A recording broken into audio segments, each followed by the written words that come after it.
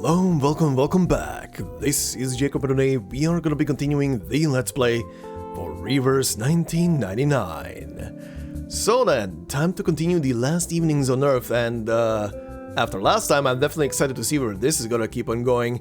And in the comments of the last episode you guys reminded me that yeah, back when this event was live for the first time, that you kept calling it a pretty much a honorary main story chapter with what it's doing and what its narrative is about. I obviously did not know what was happening, just that you guys kept calling it that, and that it's very, very important to actually go through certain main story chapters before getting here. And yeah, after the last episode, I definitely see why.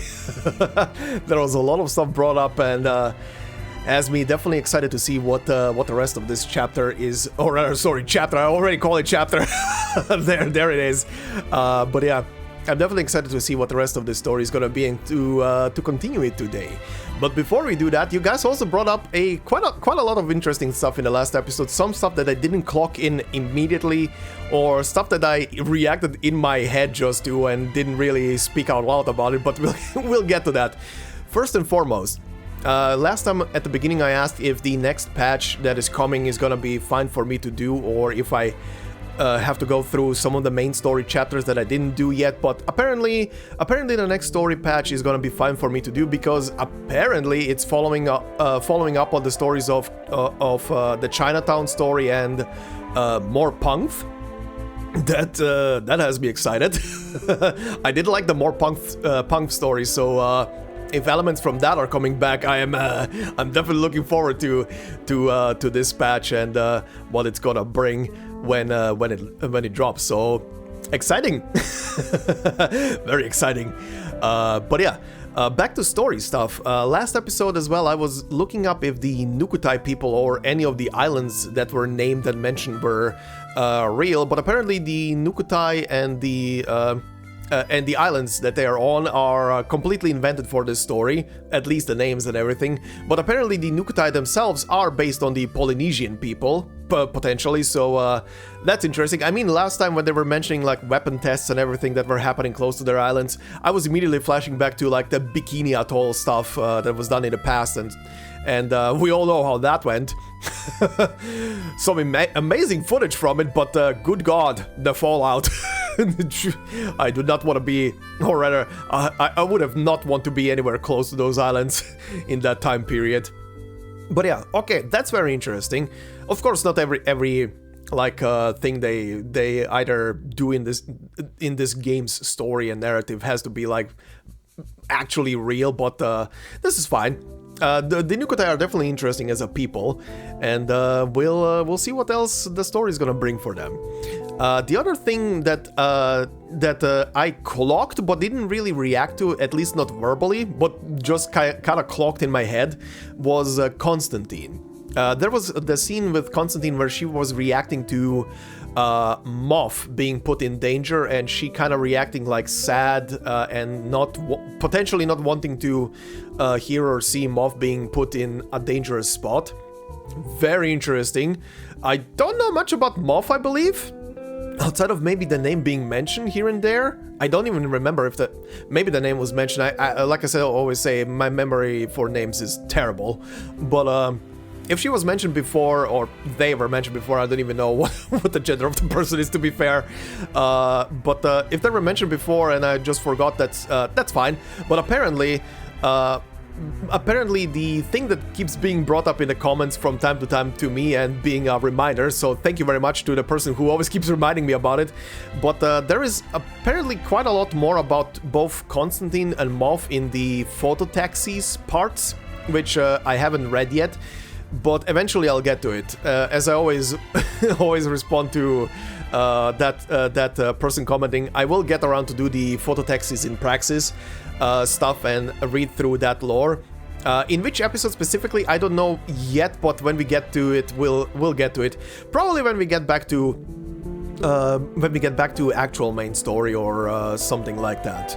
But I'll definitely read through it, and not also sure yet if I'm gonna do like a complete read through or if I'm gonna do or if I'm gonna do like a summary of what I read, not to have a too long episode. I don't know yet, we'll see. I kind of want to do a full read through if it's not like too much information, but we'll get to it.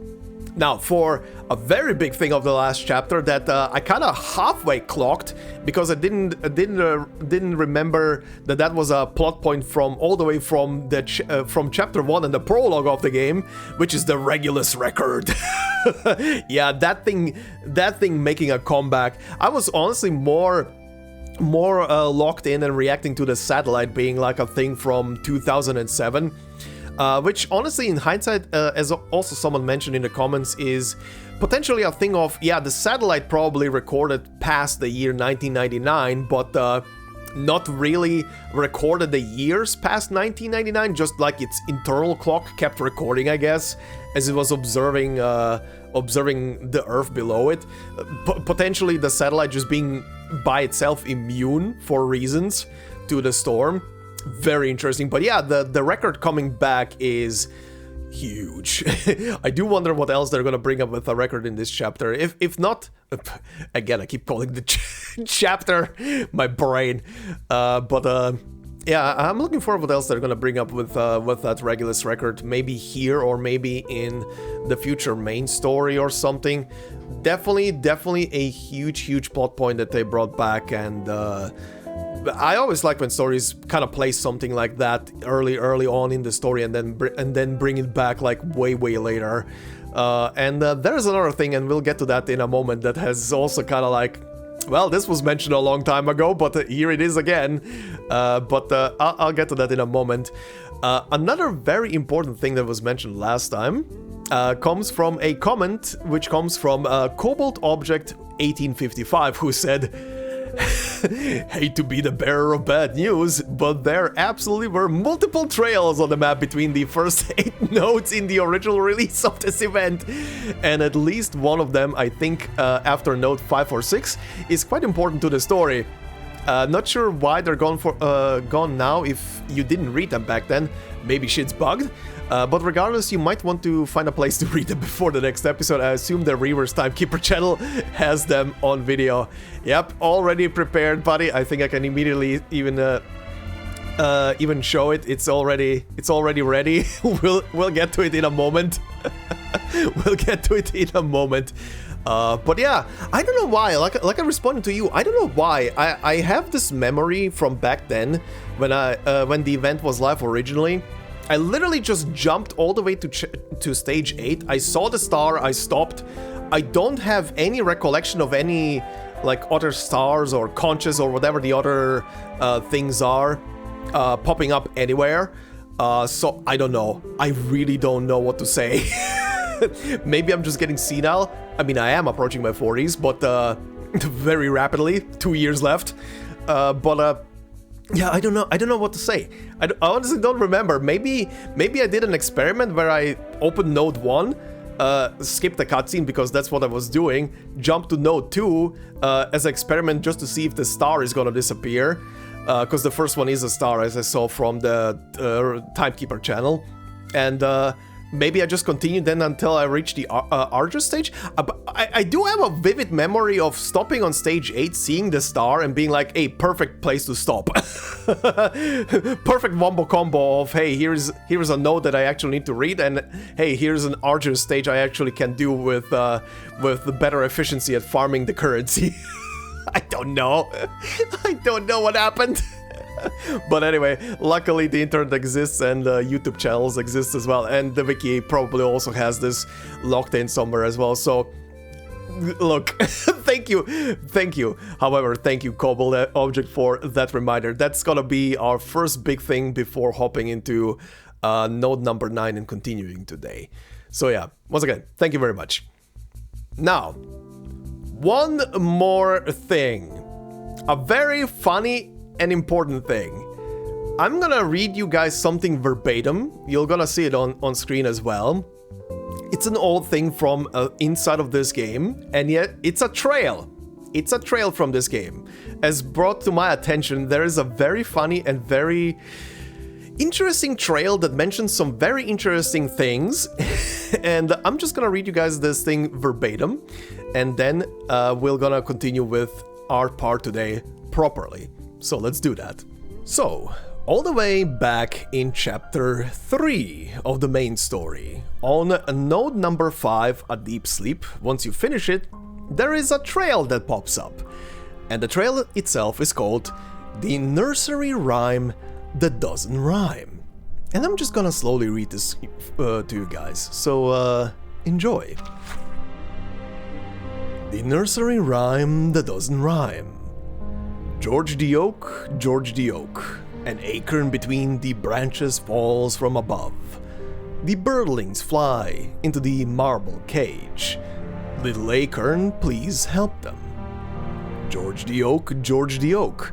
The acorn in the bag is picked up by the child. The huge white umbrella gives it a shelter. Tall canopy, please help them. George the Oak, George the Oak. The acorn buried in the soil falls asleep. The glimmering fireflies slowly approach. Deep tree hole, please help them. George the Oak, George the Oak. The acorn has rooted and is waiting to sprout. The casket has become a lonely boat. Free breeze, please help them.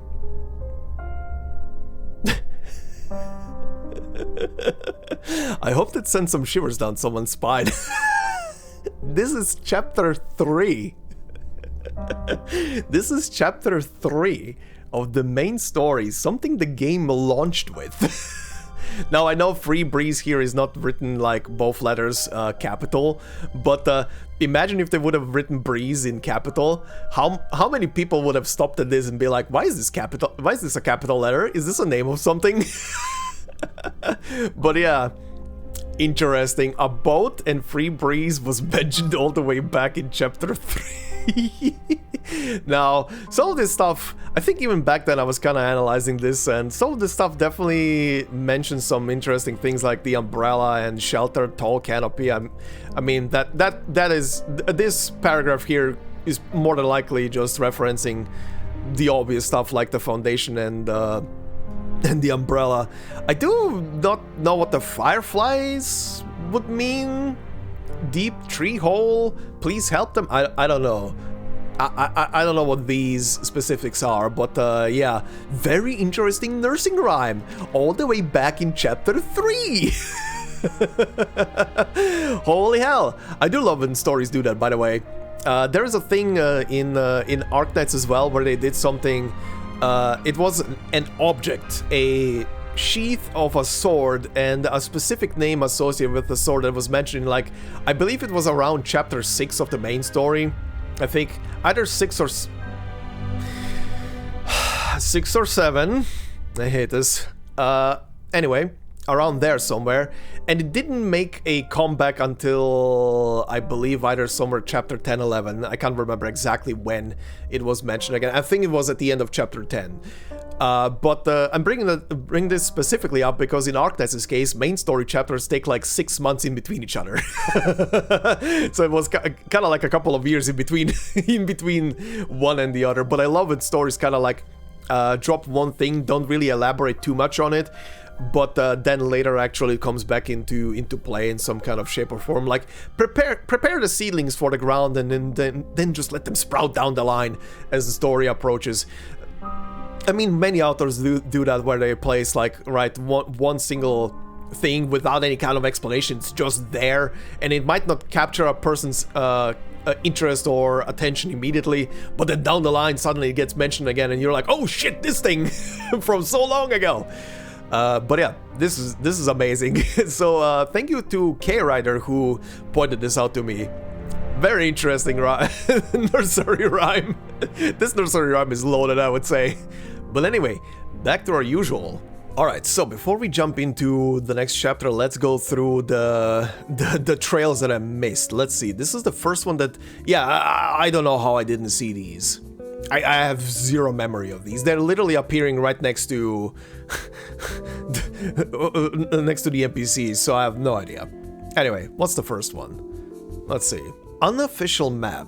The nameless black dots on this parchment cry out for attention. Okay. Excerpt from A History of Arcane Ethnicity. Okay. Some parts are missing in here. Due to the reclusive nature of the Nukutais, our knowledge of this enigmatic people comes only from the sparse accounts of a few trading ships that had contact with them and the legends from neighboring societies. In the folklore of coastal civilizations in the South Pacific, there are often tales of shell people or hermit crab people. These beings, dressed in shells and living in the water, are depicted as otherworldly ocean emissaries or guardians. They offer advice and guidance to the protagonists in these stories or help those lost at sea. With the age of exploration, the veil over these mysterious figures was lifted, and a small island named Nukutaeo, known for its production of mystical and esoteric crafts, became a topic of intrigue among adventurers in taverns. Consequently, the intrusion of explorers and trading ships seemed to vary the Nukutais, and records from that period show they gradually vanished from the pages of history. They employed some form of arcane skill to conceal the island's exact location, ensuring their homeland never appeared on any official map. Today, with advancements in maritime technology and increasing global communication, it is only a matter of time before the island of the Nukutais is rediscovered. The author can only hope that this inevitable encounter will not bring undue harm to the Nukutais, wishing that they can integrate into the global community through peaceful and friendly exchanges. May the final chapter of this age of exploration conclude with harmony. Very interesting.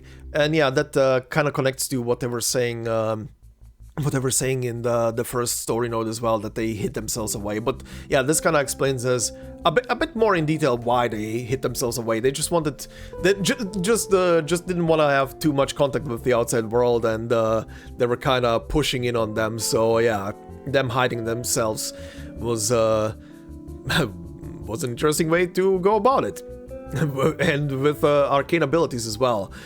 They didn't explain what exactly they did with arcane abilities to hide themselves, but kind of sounded like just a fog of war or some kind of spell that prevents perception of the island, I guess. But yeah, anyway, that's the first one. After the second node, performance review. Please make sure she completes this document in person. Oh, Regulus. Let's see. Probationary assessment Regulus. Codename Regulus. Time employed 11 months. Project team, the Storm Research Group unregistered. Assessment results not available. Performance review. Crossed out. Research on the influence of light and sound waves on emotion control on crowds. Safety verification of St. Pablo Foundation's communication equipment. Exploration of the possibility of communication with... Oh, hold on. Exploration of the possibility of communication without numbers with the School of Apparel without numbers. Alright, no accomplishments. Probationary experience. Assisted the Timekeeper in investigating the storm consistently on the front lines of responding to the storm, and have experienced 3 storms. Okay. Yeah, that checks. Yeah. These experiences provided invaluable, sure, invaluable, crossed out, data for Laplace's storm research. During this operation, her numerous active, crossed out, contributions have brought a wealth of, crossed out, inspiration to colleagues. In interactions with the St. Paulo Foundation and the School of Apparel, she has displayed outstanding, crossed out, negotiation skills. I love this document. Making her a crucial and, crossed out, mainstay member of the Timekeeper squad. Oh, that follows up with a completely redacted sentence at the bottom of that. That is interesting. What is that? Alright, evaluator's comments. Alright, enough with the charade. The only thing in this document that she actually provided herself is this photo. I let her join the research group as a formal researcher, but she will not receive any benefits until she personally fills in all the blanks on this form. Signed by Ulrich. Oh, Regulus, you are chaos incarnate. Good lord.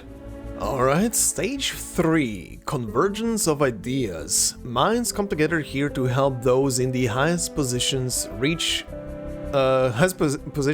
informed conclusions. Alright. Fish tank brainstorm. Alright. The topic of this brainstorming session is: how did this pioneer manage to cross the storm and continuously send information to the Earth's surface? Okay, this is about the satellite. The ferrofluid flows freely in his glass tank. Is it possible that this is just a prank? Like a cipher game created by one of us, accompanied by fake photos and data? An indifferent researcher shrugs. Then go and write a detailed report on who you think is pulling the prank. One every week until someone confesses to being behind it. Sure. That's an abuse of power. The researcher who intended to remain silent slams the table. Alright, I have a thought. The storm rewinds people into disappearance, but some things that inherently exist longer might not be completely reversed. This pioneer could be some kind of man-made satellite that regularly sends data, and the storm rewinds it to an older version, but doesn't affect its operation. We've already experienced time periods as far back as the beginning of World War I. No man-made satellite should even exist at the time. Okay, yeah. Oh no. I've got it! It's aliens! Aliens are crossing the storm and sending us some kind of signal! I mean, look, I know... I'm laughing. I know that Voyager exists. And there's a titular thing called Alien? So, look, it's still funny. It's not surprising that all that they have... it's not surprising that at all that they have technology immune to the storm among their advanced spec tech, right? A researcher with a fanciful imagination raises his hand. Damn it, we don't have time to verify baseless hypotheses such as these. The man-made satellite theory might just be a reasonable hypothesis. Maybe the internal structure of the satellite just happens to form a knot-like structure? Many of the satellites launched by Laplace have adopted arcane techniques, theoretically capable of activating the immunity spell. The researcher, feigning seriousness, rests his chin on his hands. Yeah, that is also very interesting, making technology that has this built-in system to negate the storm as well, to stay active. Yeah, that's curious as well. That's a good direction, but your reasoning is too idealistic. Let's proceed on the premise that there exists a satellite capable of gaining immunity to the storm and investigate further, regardless of the principle behind all this. Now everyone, spread out and check every satellite in Laplace's history. If this hypothesis is confirmed, it could be another significant breakthrough in our storm research. Yeah, the satellite is definitely interesting, how it actually managed to not be affected by the storm and continued its operation for a couple of more years essentially until it crashed down. But yeah, as also a comment brought up in the last episode, we basically know from Cosmic Overture that the entire universe essentially seemingly seems to be just reversed and affected by whatever is happening. So and whatever is immune just stays in the same place as it was originally. Yeah, interesting.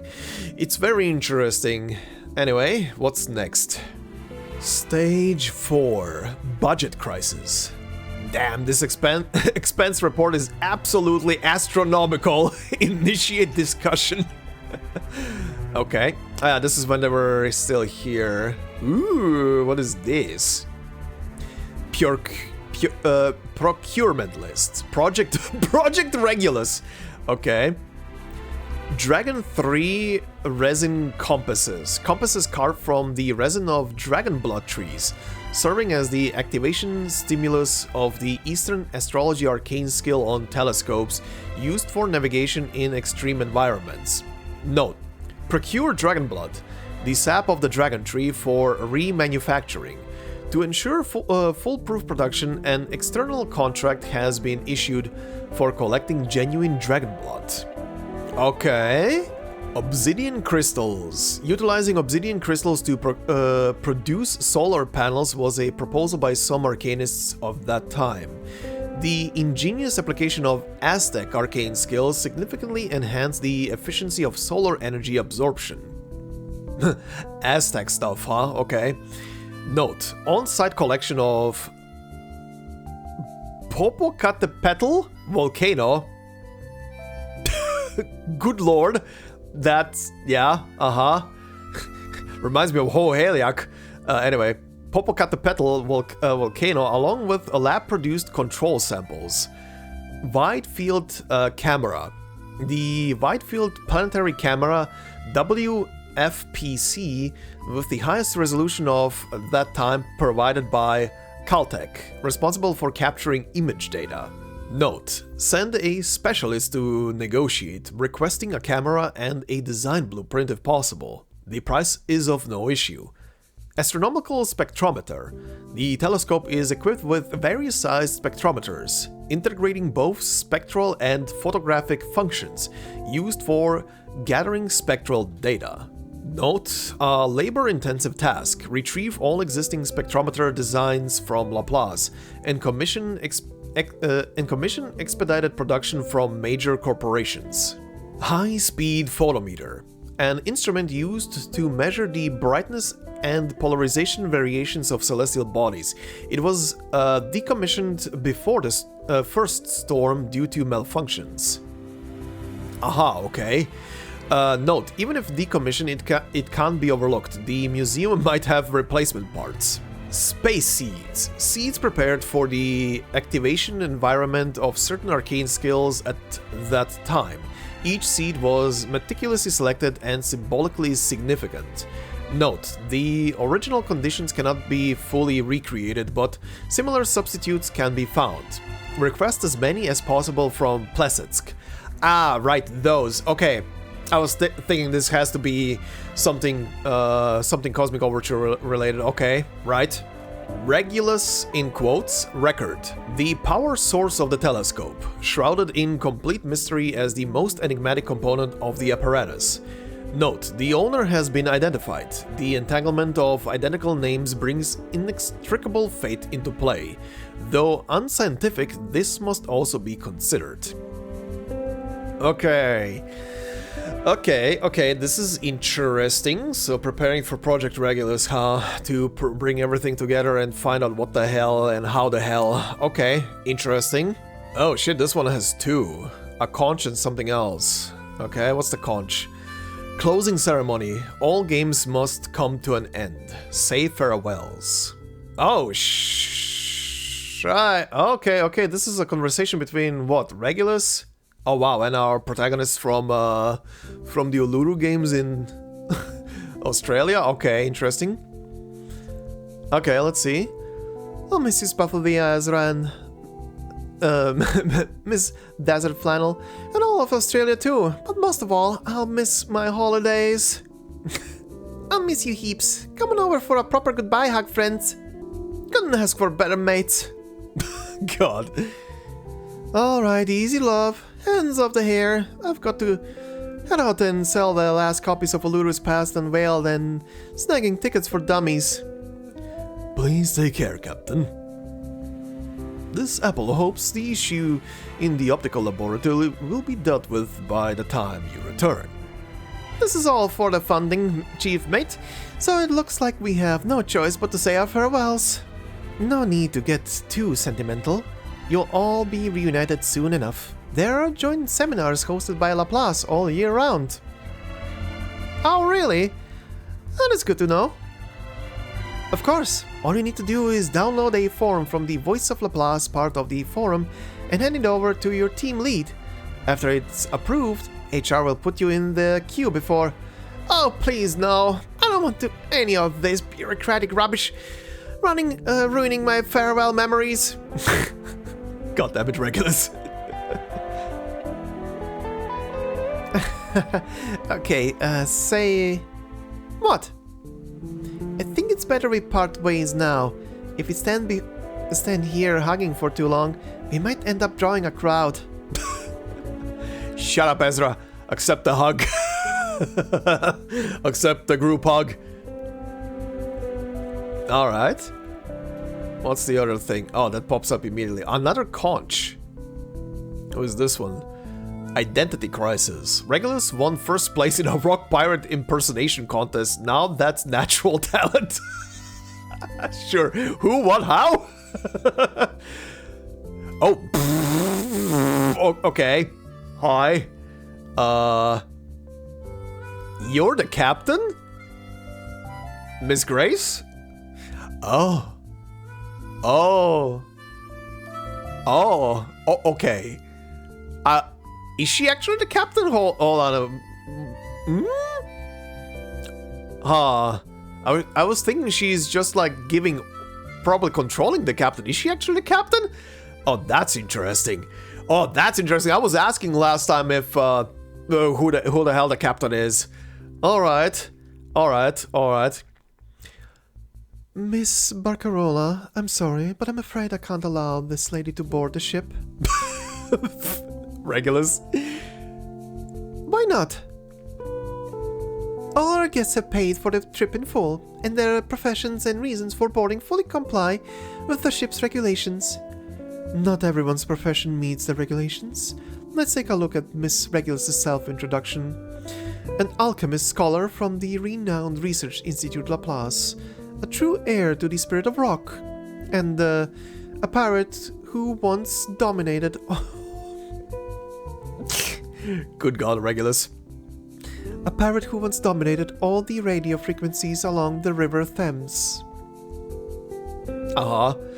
Miss Barcarola, you might not know this, but back in the 60s, there was a pirate rocker who went by the very same name.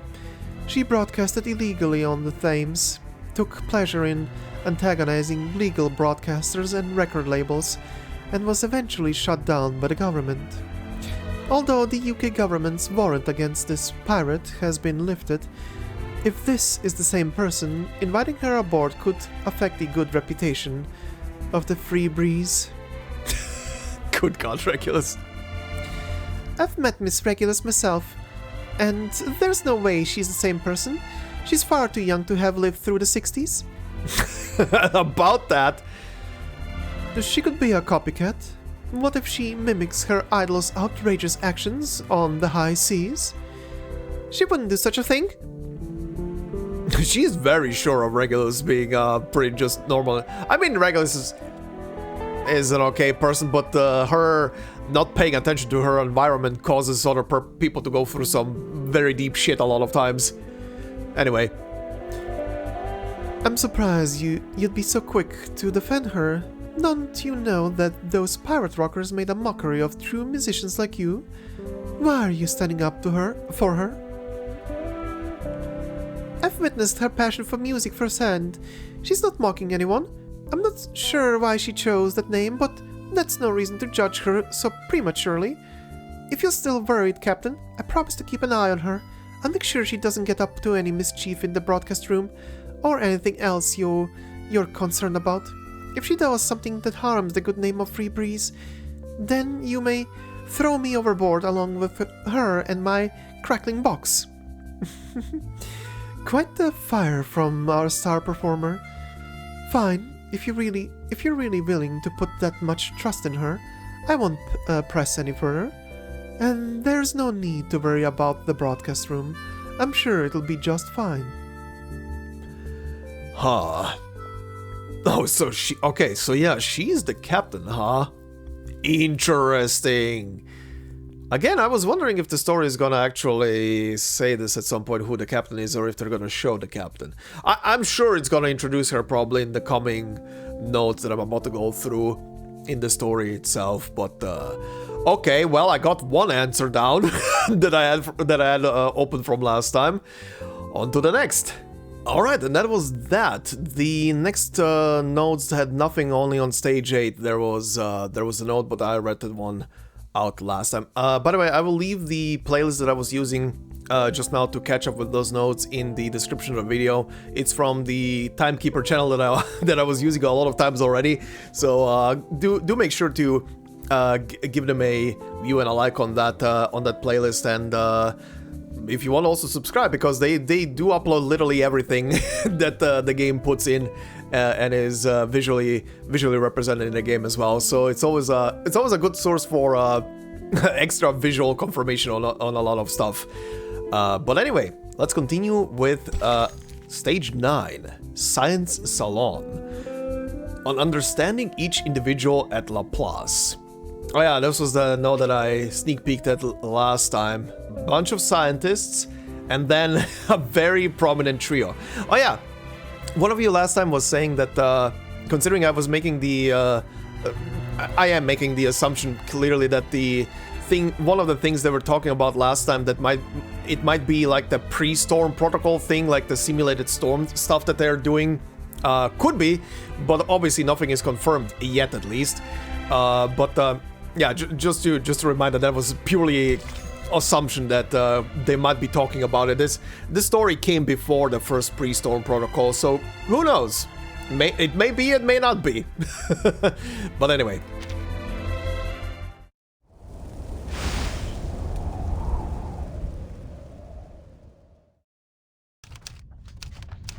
An unofficial meeting on the Artificial Storm project was held before the Free Breeze set sail from Australia. Did you wake up with a glitch this morning, Ulrich? Oh, yeah. Right, last time, what was it again? This symbol that I was looking at last time, this is just a Laplace symbol. Sorry, no, the symbol that I was showing in the pre-storm protocol one, the circle one with the triangles inside, was just the Laplace symbol. Okay, cool. Cool. Also, what was the other thing that was brought up last time as well? Oh, yeah, right. The free breeze. Febreze. I am happy to know that once again I am behind. But I'm also happy that I make the same joke as everybody else, probably. Freaking Febreze. Anyway. The storm has already taken so many lives, and now you're planning to intentionally bring another one upon us? Quit your worrying, Jonathan. The artificial storm will be under strict control, and you're not even on the research team. Nice. Besides, there are some issues we still need to fix, so we've come to a bit of a standstill for now. I promise you won't wake up to find the building engulfed by the storm. Sorry? Are you saying that you've already started? Oh, interesting. Also, yeah, right, one of you guys also last time mentioned, while we're on the topic of pre-storm protocol as well, very quickly, that there is one story, one character story apparently that is connected to the whole thing as well, to the pre-storm protocol at least, because it mentions the whole loss in communication thing that was happening through the pre-storm protocol story as well. It wasn't mentioned to me which story it is, of course, so thanks for that, but for not spoiling which story it is specifically. But we'll get to it eventually. I'm excited to see which one it is. Ulrich, I have to warn you. This random lady gets a full-on body. Ever since you found that satellite, you've been pushing past the limits of Laplace's regulations. You've accessed materials from other branches, used valuable resources for your own purposes, and run experiments without proper clearance. Lady, if someone places a bunch of glow sticks in front of me and plays me an idol concert, I will wave the ever-loving shit out of it. Do you want me to leave them alone on the floor? Anyway. What baseless claims, Penelope? I'll have you know that everything I've done has been approved by the HQ director. Director? We don't have a damn director! But we do have a substitute director, so there. Substitute director. He gives a pointed nod in... Oh, right. He gives a pointed nod in Enigma's direction. For the last time, I'm not the substitute director. No one can substitute for Madame Lucy. That familiar heavy knock on the table resounds once more. But let's set that aside. We're here to figure out what to do with the satellite. Not to stage an intervention for Ulrich. The only intervention that needs to be done is when you two argue. The solution's as clear as day, my friends. We'll do exactly what they did in Plisetsk during the third storm. Find someone brave and send them into space. Okay. He's right. Why don't we just build another satellite and see how it handles the storm? Uh-huh. A sarcastic applause suddenly erupts. Wow, what an amazing idea! Truly a stroke of genius. So, we're talking about a controlled experiment, right? I really like the... sometimes it's a bit much, but for situations like these, I really like MP's snark. It's so well placed for these kind of scenarios. That means we'll send not just one, but dozens of satellites, all carrying different items. What's the problem with that? Oh, nothing. The budget team will be thrilled at the idea. Here's a better one. We sit tight and wait till the storm sends us back to 1995. Okay. And bingo! Surprise! There's our satellite, orbiting around the Earth once again. MP blushing is... something. Oh, now we're serious. Now that I mentioned it, you're blushing. You little... Medicine Pocket, please mind your tone in the meeting room. Oh, sure. Just as soon as they stop trying to waste all our research funds. I'm with researcher Medicine Pocket here. There's no need to launch more satellites. We should be focusing on the artificial storm project. Ulrich knocks the table, drawing everyone's attention. The project has made substantial progress. I have collected every item that was once on the Regulus satellite, including the space seeds from Plesetsk. You have no idea how difficult that was, let me tell you. It was easier to get Regulus's record. That was easy. That was surprisingly easy. Hey, Regulus, can I have the record? Sure! She didn't even complain. I mean, honestly, how the hell would she even complain when she was literally presented with, like, evidence in front of her nose and the importance of the record? Her curiosity was definitely piqued at that moment as well. But yeah, these seeds, holy shit. Still, you probably didn't need to steal it, Ulrich.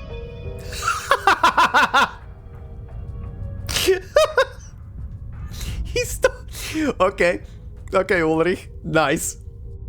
You say that, but I've heard that it isn't going all that smoothly.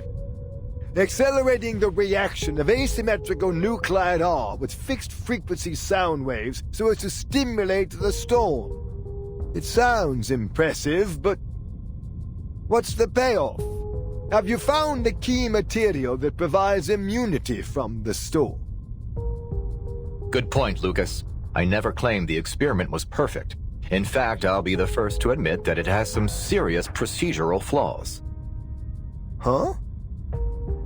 Through 26 microscale artificial storms, I tested 7 different space seeds, an astronomical spectrometer, a high-speed photometer, some obsidian crystals, and a Lycopus lucidus talisman. Good thing I was told that I missed some nodes and read all of that. Good thing. Thanks again. None of them endured the trials. Then what do we do now? Just give up? No! Jesus, that was a no. No! Ulrich awkwardly clears his throat. Throat?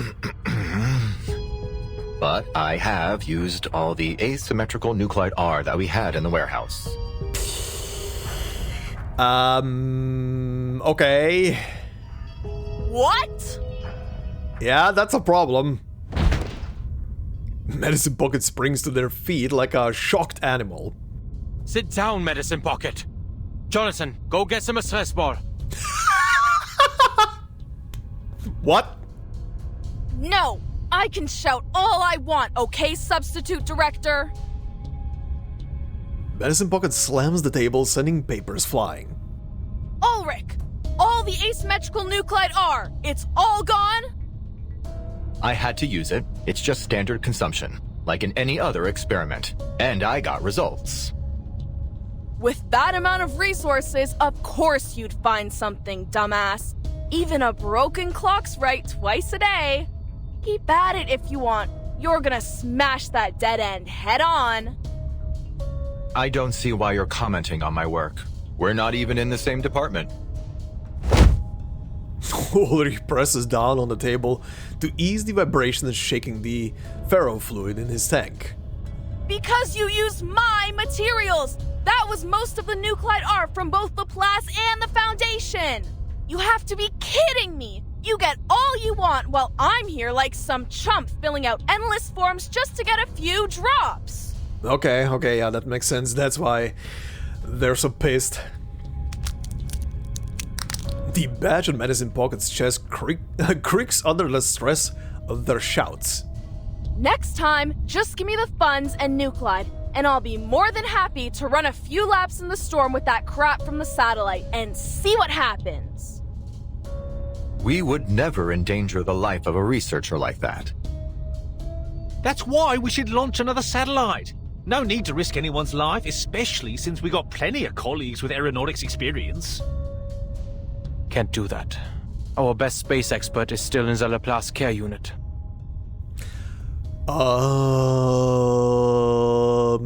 Unless they're gonna say the name right now, please remind me who they're talking about if I know the name. Our best space expert is still in the care unit? I'm blanking out right now.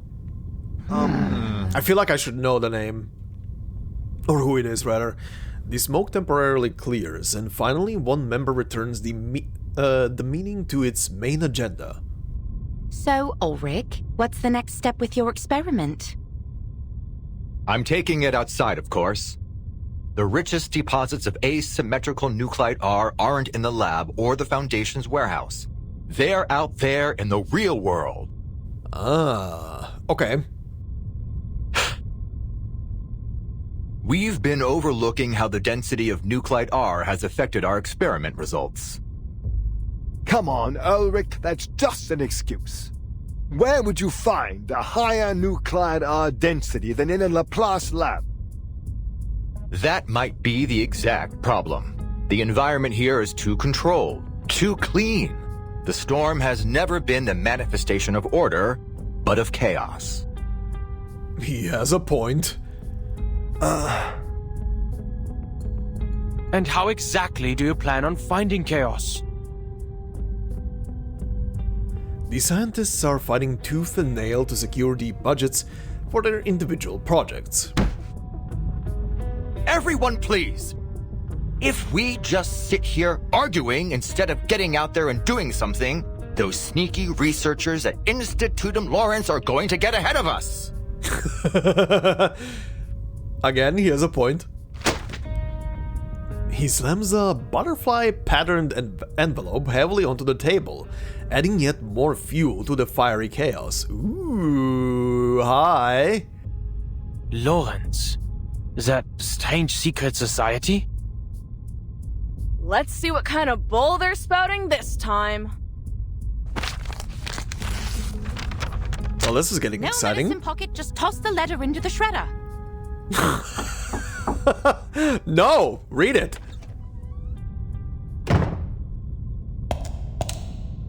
Hi? Hurried footsteps echo and a clear voice cuts through the chaos. Ladies and gentlemen, my apologies for interrupting your debate. The St. Pavlov Foundation has passed a new resolution. Simon! Oh? Okay. Okay, this is where it ends. Simon! Okay. Interesting. Stupid arguing.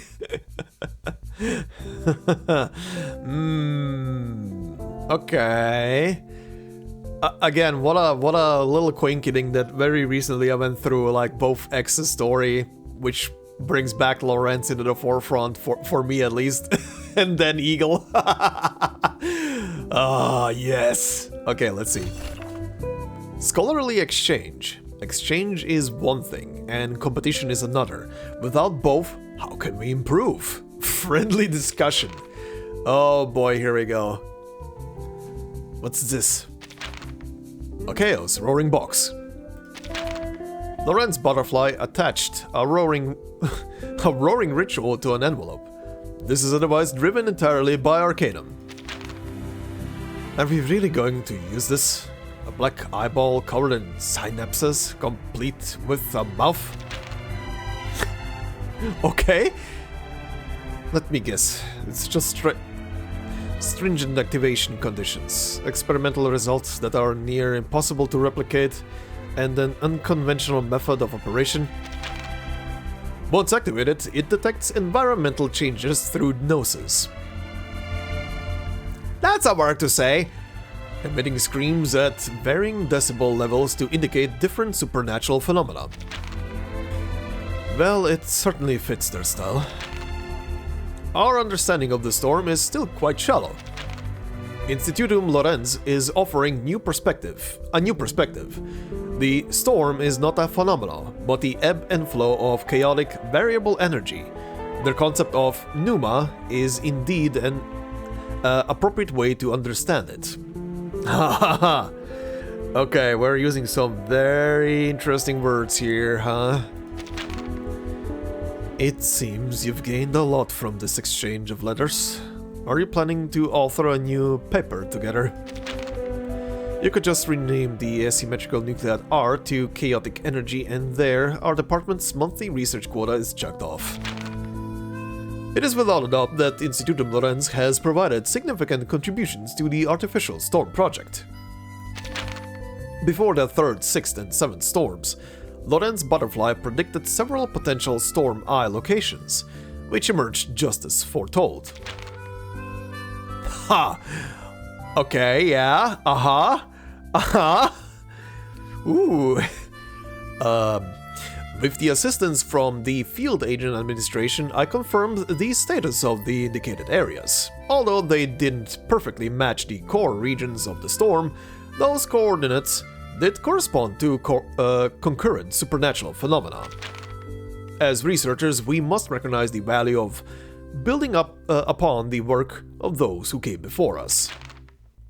Yes, but for researchers, didn't perfectly match and concurrent don't constitute convincing enough reports. If you want the data, the p-value is as low as 0.012, which means there's a significant correlation. The inputs and results can be verified, so the findings are reliable. Ah, that's just great, fantastic. Soon enough, the entire Institutum Lorenz will know our IQ is reversing faster than time itself.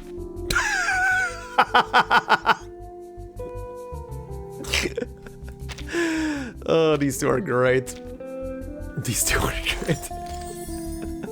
Okay. Interesting. Lorenz has some interesting ideas about this whole thing, huh? The ebb and flow, just an ebb and flow, huh? Somehow I doubt that's the case. I think there's more going on there. Piracy. Not the fun kind. Huh. Okay. There's our quartet, I guess, from the Foundation. This is a real game changer for records. Oh god. All right, so we're picking up back on the ship after they ran into Ulrich.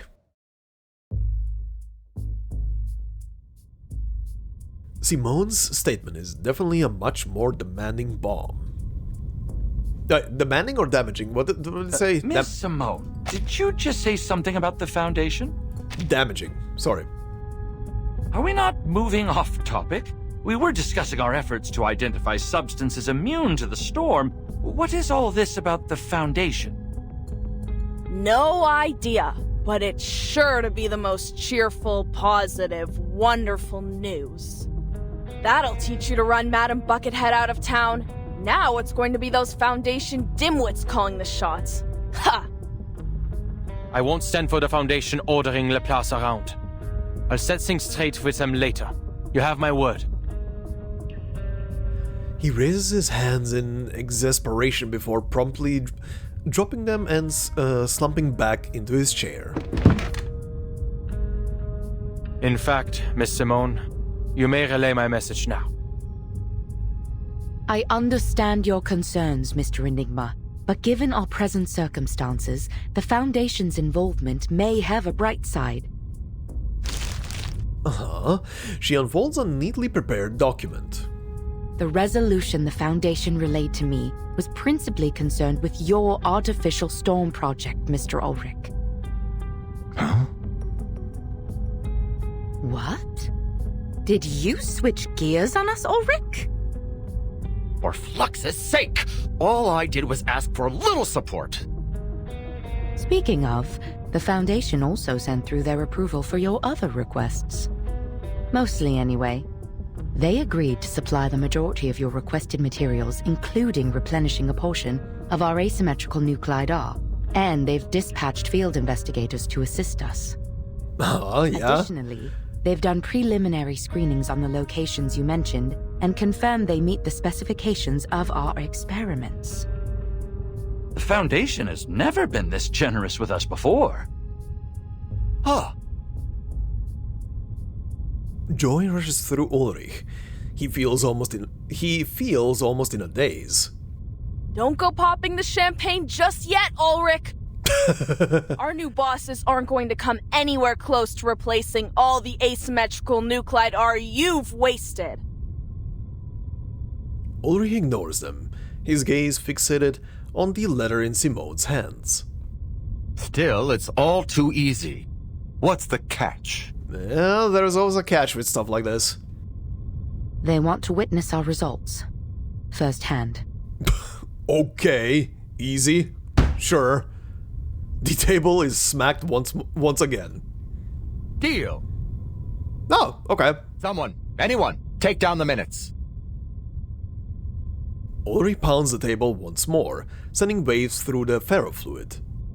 They also sent over another possible location that they haven't been able to confirm.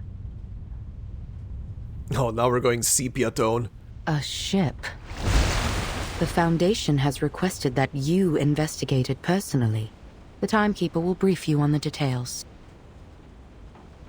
Time for the Febreze. Fine, fish tank. You're off the hook for now. Oh, was he showing him that? Regulus glances at them. Then her eyes fix on Ulrich, who is calmly removing his disguise.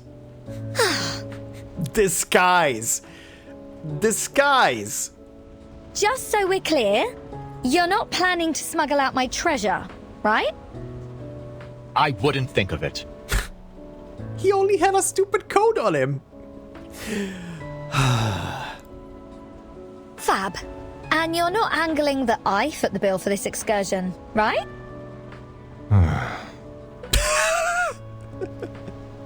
Oh, Ulrich.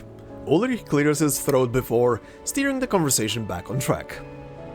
The Foundation's intel appears accurate. After some preliminary checks, I am certain this will be an ideal locale to conduct our experiments.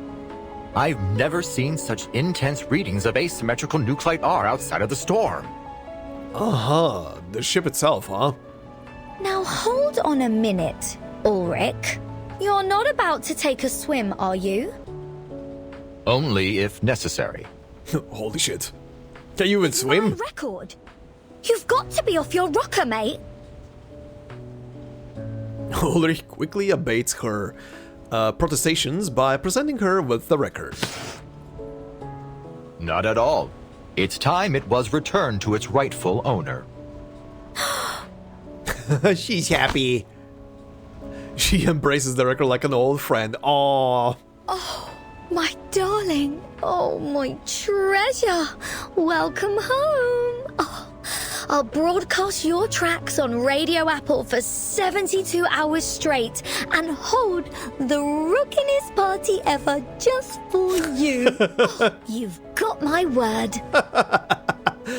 Oh, you goober. The joy of this reunion pours out of her before a graver possibility flashes across her mind. Hold on. You're not about to withhold my funds, are you? Fret not, Regulus. Given its special significance to you, we made its composition analysis our first priority. Now that the first step is done, I'm more than happy to return it to you. But what about your experiments? Clutching her little thing in her hands, Regulus hesitates, then reluctantly hands it to Ulrich. Ulrich clears his throat again, donning the feigned formality of his disguise once more. Not to worry. I've already made arrangements. Oh god, no.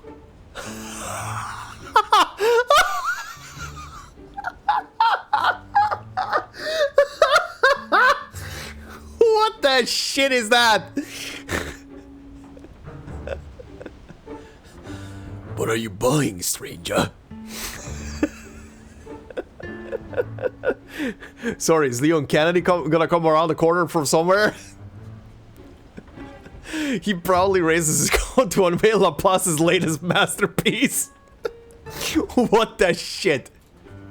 Dozens of identical Little Thing records are stacked neatly together. We went to great lengths to ensure these replicas were identical in every way. We even reproduced the ink used in the signature. Holy shit. Identical down to their heart and soul, courtesy of Laplace craftsmanship. We've achieved complete consistency in both composition and appearance. How is Regulus gonna react to this? Please show. Ulrich's proud tone is cut off by Regulus's exclamation of surprise. What? Uh-huh. Well, I've got to hand it to you. They're dead ringers for the real thing. But this is piracy. And not the fun kind. Musical piracy. Set the pirate! Oh, Regulus, you're gonna hate if you get into the 2000 pluses, you're gonna hate it then. You have no idea. Can I introduce you to a dear old friend, Nepstar? Oh, yo ho ho. Oh god. He's speechless. Drastic times call for drastic measures. I hope you'll find it in your heart to forgive us, Regulus. This goober. This absolute goober. What the hell, man? What the hell? Do we have anything popping up? No, we don't. Okay. What the shit? Also, by the way, very funny that on this background we had Sonetto and Vertin, and they were not even in in this whole thing. Okay. Well, let's see. Next one. Okay. Hello, Captain, my dear Captain, I'm guessing. There's Barcarola. And Tutu. Okay. The Hateful Hometown. Once tangled in a single arrangement, now unraveling in a sea of melodies. Oh, this is also a battle stage.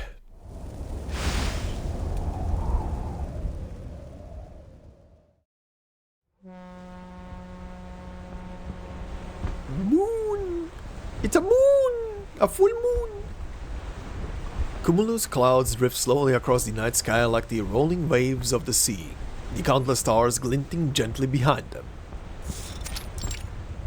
Captain's cabin, huh?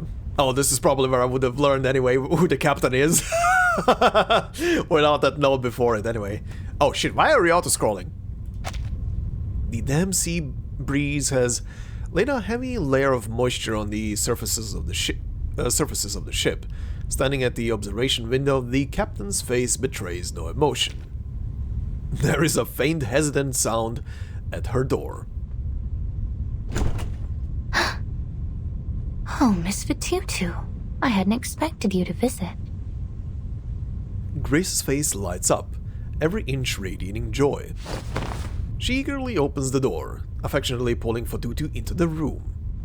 I must say it's a welcome relief from the onslaught of greedy businessmen and boorish officials.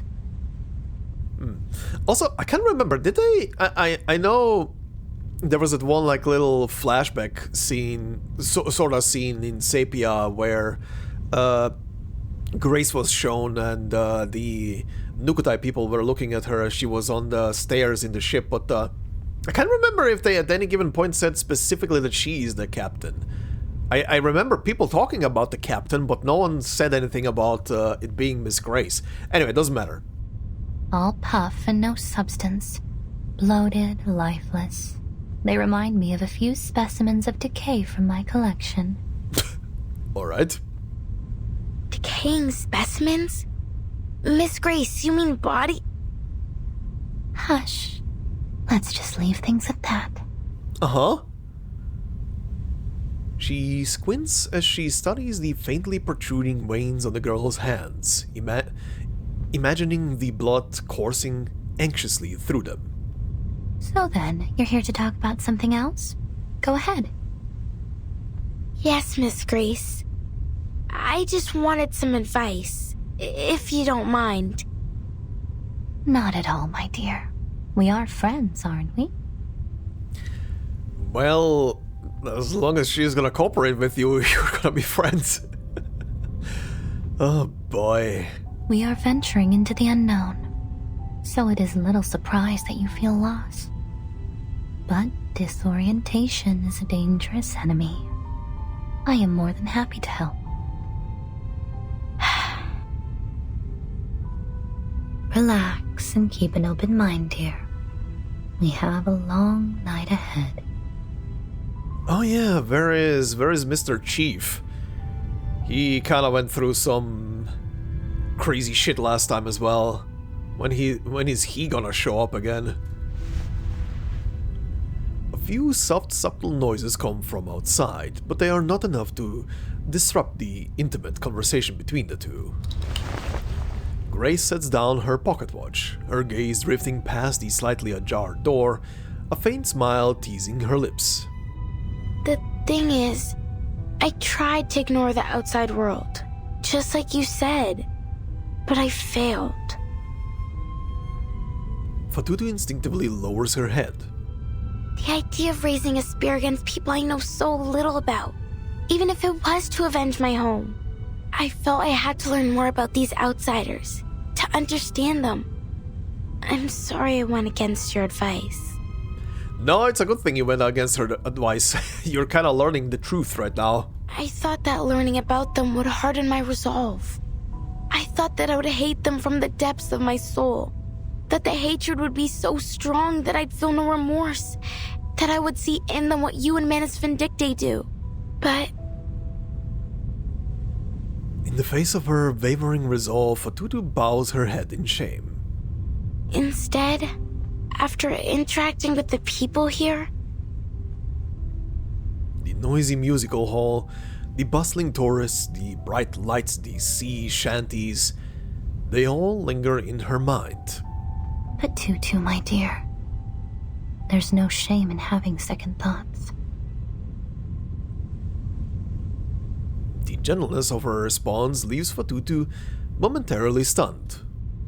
How could you not? This was but your first glimpse of a world so much wider than you knew. But you'll soon realize that it is nothing more than a dying corpse. Its lungs still clinging on to its last breath. You have quite the world vision. The face rots first, you know. It's a nasty scene, I assure you. Those shrinking, putrefying eyeballs are always a headache for taxidermists. Uh-huh. Next, the chest cavity. It rots out from the inside, bloating with noxious gases produced by its decomposing flesh, until it's ready to pop like a party balloon. Uh-huh, yeah. Not gonna lie, I have watched documentaries on where they mention stuff like that. I'm very familiar with the process. Why are we describing this? Even at this stage, if you were to hold your breath and look only to the limbs, you might marvel at the artisanship. Such a perfect creation. Yet it dies all the same. So it goes. Huh? Fatutu has never encountered such a warm and spirited captain before. Are we having the same conversation right now? Uh-huh. Sure. Do you see the world any clearer now? Take your time. Think it through. Grace lightly taps her finger on the board beside her, as if keeping time with the faint footsteps outside. Lost in thought, Fatutu remains oblivious to it all. Now, the person outside is probably Barcarola, right? The outsiders are different from what I expected. Miss Grace, are you sure they're truly evil? She's probably sure in her head, but no, they're not. What was that laugh? Grace glances out the window. Through the porthole, a strange vibrating sound grows louder and more distinct. Following Grace's gaze, Fatutu notices an enormous shadow on the other side of the porthole. Can parasols and railings really create such an enormous silhouette? They are cunning, menacing, and at times have even been known to engage in eavesdropping. Oh, someone... Ah, okay. Okay. The shadow creeps closer toward them, stealthily and deliberate. Miss Grace, watch out! It's some kind of monster! No, it's probably just a person. There is no doubt. This cutting description has angered the shadowy intruder. It's here! Scrambling, Fatutu grabs whatever is nearby, signal lights, brooms, and heavy lights, and flings them out the door. I'll protect you, Miss Grace! Oh, okay. That's the person. It's Barcarola. Are we fighting Barcarola right now? No. Okay, let's see. Is it Barcarola? It is. Well, peculiar eavesdropper, a strange figure lurking in the shadows. Sneaky and elusive, people harbor no goodwill toward eavesdroppers, as the adjectives used to describe them clearly suggest. Tiptoes reverberations, peepers crescendo, these names, eavesdroppers interlude, conductor's baton, a weapon in the hands of an eavesdropper, apparently a conductor's baton. Conducting is a subtle discipline, and this eavesdropper lurking in the shadows has yet to master the delicate art of pianissimo. Cadence guide. Same thing, I guess? Yep, okay. Well. Greetings. Greetings indeed, this will take a sec. Let's say mini boss battle, basically. That it's certainly a choice. I was doing so many things recently with like at least 4 party members. I'm not used to seeing only 3. This is throwing me for a loop. Our victory comes in a tide of blood. Close your eyes. This is now.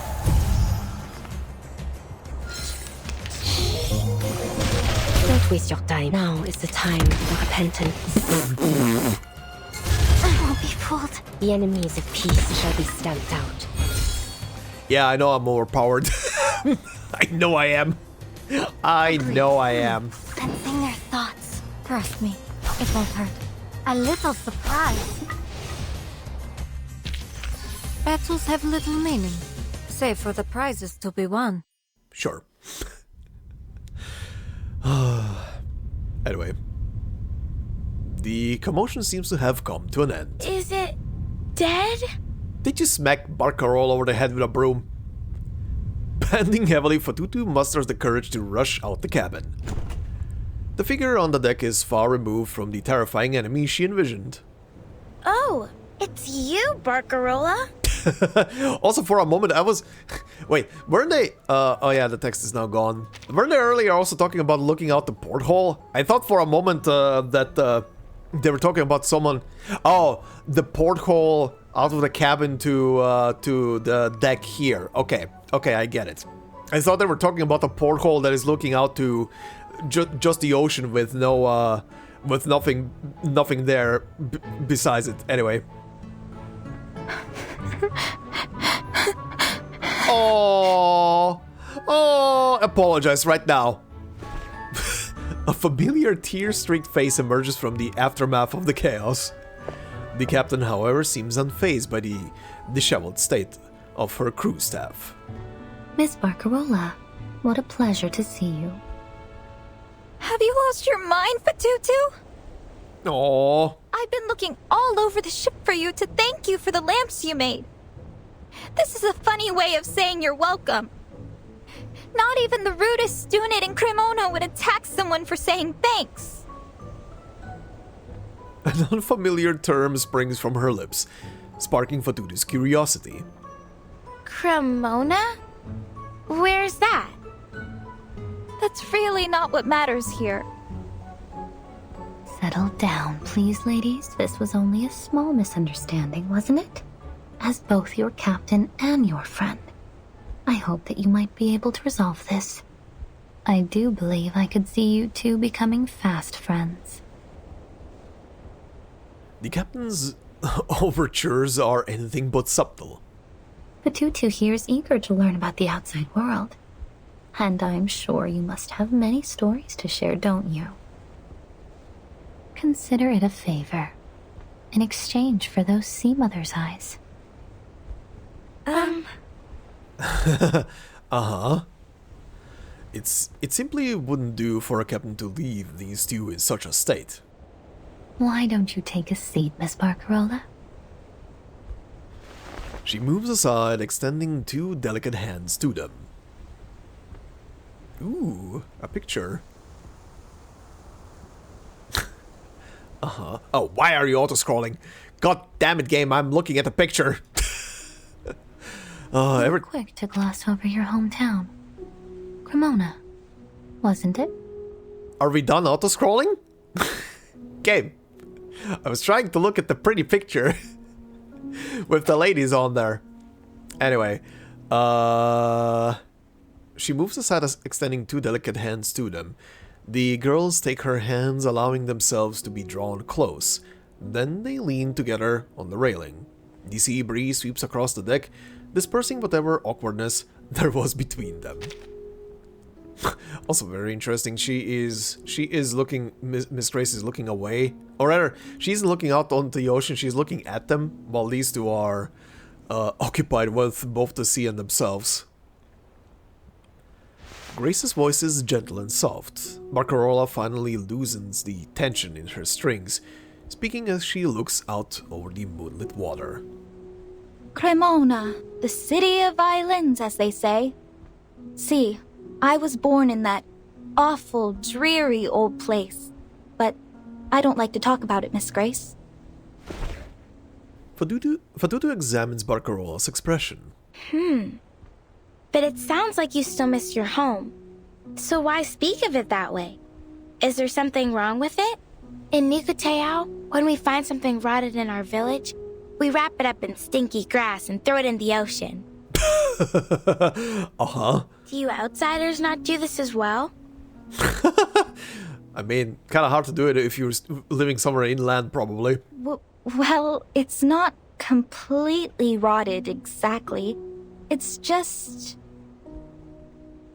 She furrows her brow, seemingly searching for the right words.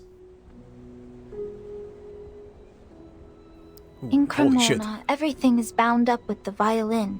How it's made, how it's played, even the science of it. It fills the air and every conversation. You can't walk to the trattoria without tripping over a virtuoso. Alright. They come from Rome, Berlin, London, New York, Nairobi, Tokyo, Uppsala, people from far and wide all crammed into one town. Not a day goes by without a concert, a symphony, or a festival musicale. Am I misunderstanding you? Because to the Nukatai, the idea of a place with music and festivals every day sounds very fun. Okay. This is a very interesting picture right now. Because those are violins, so this is kind of like a... I guess this is kind of like a symbolism here of just showing that she's just another musical instrument in the whole thing. That's where you're wrong, Signora. It's no fun at all. At least, for me. To be Cremonese is to take pride in its music, its history, and above all, its violins. By the way, now that I'm looking at her, I was meant to ask this in a previous episode, considering I don't have right now Barcarola as a unit. I know they mentioned it on the first page, when you go to read the file and listen to the voice file. How old is she supposed to be? Because she looks also very young. She looks like she's like, I don't know, 13, 14 maybe? Around there? Maybe 15 at most? Just curious. And you must learn to love the violin, the viola, the violoncello, and the bass, because there is nothing else. Every quartet is a string quartet. Every concerto is Vivaldi. Strings, strings, strings. The monotony is unbearable. Yeah. Ooh, even more pictures. The Holy world shit. has so very many instruments as diverse and as varied as the people that fill it. Even the shell around your neck could sing if you knew just where to tap it. That is an interesting violin. What's with all the little circles and knobs on this thing? Is this like a real thing? Because I don't think I've ever seen something like this. Unless this is like a training instrument that helps you get used to some stuff or whatnot. I don't know. Looks very interesting though. But not in Cremona. That's why I speak of it that way, Fatutu. Because if I had stayed there, I would never have seen the music of the world and its instruments, and my crackling box would never have been able to know their sounds. The Nukatai don't have many instruments. Not so many as you anyway. But we were never bored with what we had. I'm certain that your island holds great beauty beyond its music. If ever we grow tired of singing and dancing, we'd go searching for shells or swimming in the reefs. Oh yeah, I was gonna look up now that she's bringing stuff up about home and stuff. What was the name of her place again? Cremona? Is that an actual place? Oh yeah, it is. Cremona.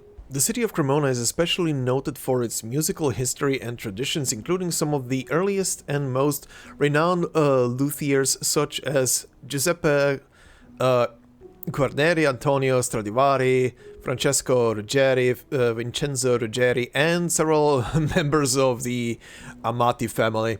Yeah, okay. It's a city in northern Italy, essentially. Okay, I see.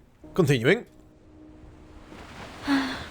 You still have much to learn about the world beyond your islands. Then you have no intention of ever returning home, Miss Barcarola? A seemingly most ordinary question. Return? No, never. They're too set in their ways. Like old fossils. My vision of music grew beyond them, and I did too. Barcarola cups her hands around her mouth and hollers out I won't force myself back into their little world! Alright. Your determination is admirable indeed. I don't need to read the rest of that sentence, that was pretty much what it was describing. Glad to hear it. Then my position is safe for another day. How could it not be? You are the very star of the free breeze. Uh-huh. Barcarola's face lights up with renewed pride. What about you, Miss Grace? Oh, you know, I'm just here to bring upon the end of the world. Just normal, casual Manus Vindictae stuff. What about you? You've never told us about your home. Oh god. It's a place of little interest to anyone. Not even worthy of naming. No, go ahead. Her demeanor is far more composed than the rambling chatter of Barcarola. They say a musician must be free of attachments to be truly creative. Perhaps this is true of captains as well. No, Sure. that can't be right. The Nukutai believe that to stray from our home is the death of the spirit. If we travel too far and too long, our spirit shells develop cracks that no amount of Nuku glue can mend. Nuku glue. Nuku glue. Okay. Go ahead. And from these cracks come an intense sadness. The elders call it homesick. I mean, homesickness is a real thing, yeah. Homesickness. See, we have this word as well. The sailors aboard often ask me to play the songs of their youth when they're missing their homes. So many different melodies. Thankfully, my crackling box has all kinds of instruments to suit their needs. I imagine it must be difficult for your people now. If you'd like, I could learn to play some of your songs and perform them. I'd be more than happy to help after all you've done. That's kind of you. I'm sure it'll be of great help to us. I'm more than happy to help, Fatutu. It is my job after all. That's very sweet. The girls' conversation seems to stretch on forever, but the increasing frequency with which they rub their eyes clearly marks the passing of time. They are sleepy. Eventually the sun climbs above the sea, painting its surface a satin blue. It appears the sun has caught up with us, ladies. Satin blue. And as the ship's horn sounds, gentle ripples spread across the surface. Its surface. Yep. Mamma mia! The concert! Mamma mia! More! Sorry. Good God. Why? Why did it... Why was that the first thing that went through my head? Oh, Nintendo, I swear. As she rubs her eyes, Barcarola catches a glimpse of the captain lightly shaking her pocket watch and remembers something equally important. I promised Signora Regulus a rock and roll concert, but I haven't even asked her what instruments she needs. Electric guitar. Ciao, ragazze! With hurried footsteps clattering down the stairs, Barcarola quickly vanishes. Thank you for talking with us, Miss Grace. She has waited for Barcarola to be clearly out of sight before speaking. Oh boy, here comes more brainwashing. Don't mention it. I only hope that it was helpful for you. Uh-huh. I have one last question. I was wondering, how do you stay so determined? Uh-huh. Oh, nothing? Is this where we cut off? It is you ding-dongs. Okay. Alright, we don't have anything new once again, so what's next? Clashing genres. Oh god, are we gonna get an actual concert between these two? And a battle stage again on this thing, okay. An opera house, a radio station, and the Pulse of Forgotten Tunes. Oh boy, oh, hi. Oh, hi, what's going on in this corner? That is Grace. Those are regular Manus followers, the turn guys that look very monstrous. Okay.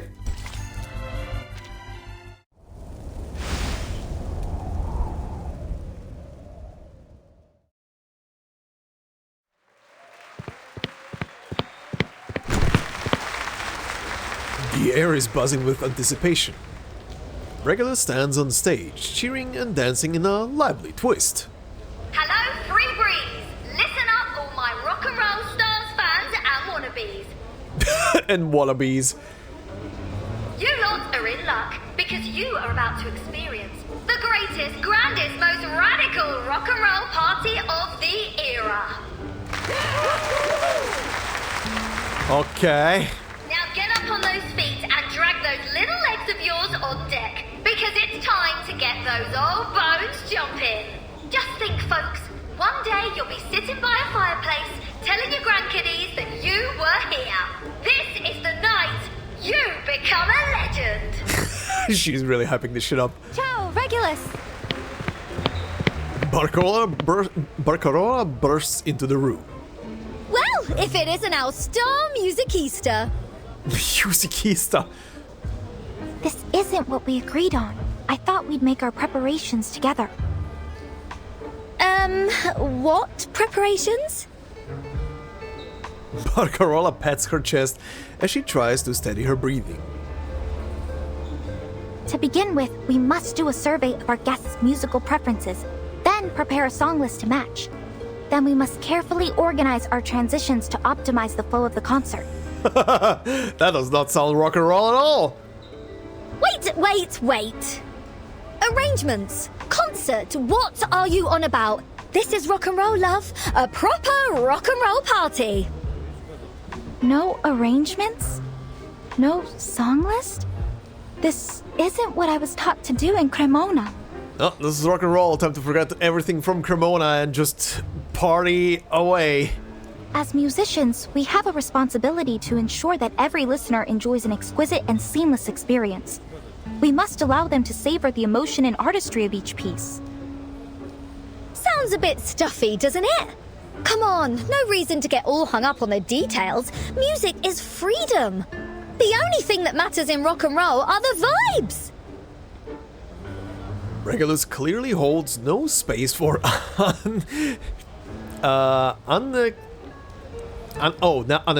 unnecessary formalities. You don't use your brain. You feel it in your heart, babe. Babe. Guess your miserable old music teachers never taught you that, eh? Barcarola furrows her brow, but eventually her expression relaxes. Fine. But just to be clear, next time we do it my way. Cheers, love! You're an inspiration to musical directors the whole world over. Okay. Flattery is often more effective than any incantation. That worked. Find the record player in the locker backstage. Regulus immediately darts backstage. This is gonna be like the 8-bit drummer doing a bit on drums. I feel like where Regulus is just gonna be playing records and partying away, while Barcarola is gonna be pretty much the 8-bit drummer, but instead of the drums, she's gonna be playing along with on her instrument. I hope that's gonna be the case. That's kind of funny.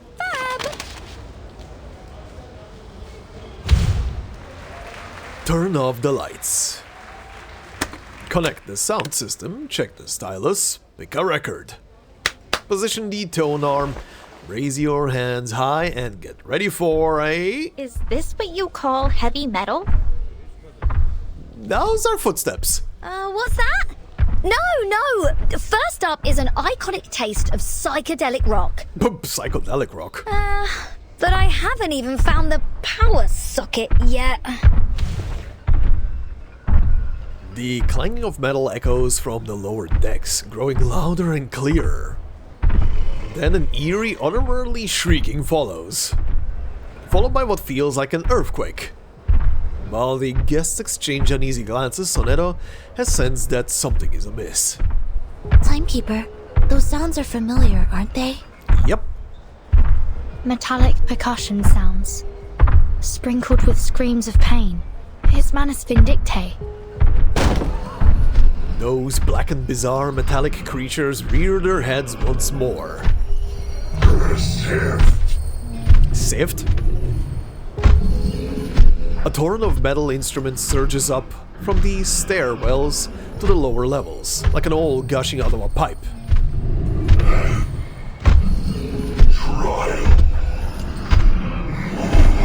Sift and trial, huh? The sudden commotion sends the guests into an uproar. They huddle together, whispering nervously to one another. What? These persistent pests again? Which hellhole did they crawl out of this time? The lower decks? Don't worry, Senora Regulus. I won't let them disturb your rock party. She stands calmly but fiercely before them. You oafish barnacles are ruining the atmosphere and scaring our guests. I very much doubt you're doing this with the approval of Captain Grace. Barcarola, miss, watch your profanities. You should be working in the engine room, not making noise up on deck. Have you all forgotten the Seafarer's Code of Conduct? They appear unmoved. The Foundation's investigators step forward, immediately taking command of the situation. Sonetto, Regulus, get the crowd out of here. Get ready to engage with these Manus thugs. Understood. Miss Barcarola, I'll ask you kindly to step back from these brutes. Please, Senora. There's no need for alarm. I know they may look a little strange, but they're just engine crew. They work here. What? Okay, actually, yeah, that makes sense, but what? What?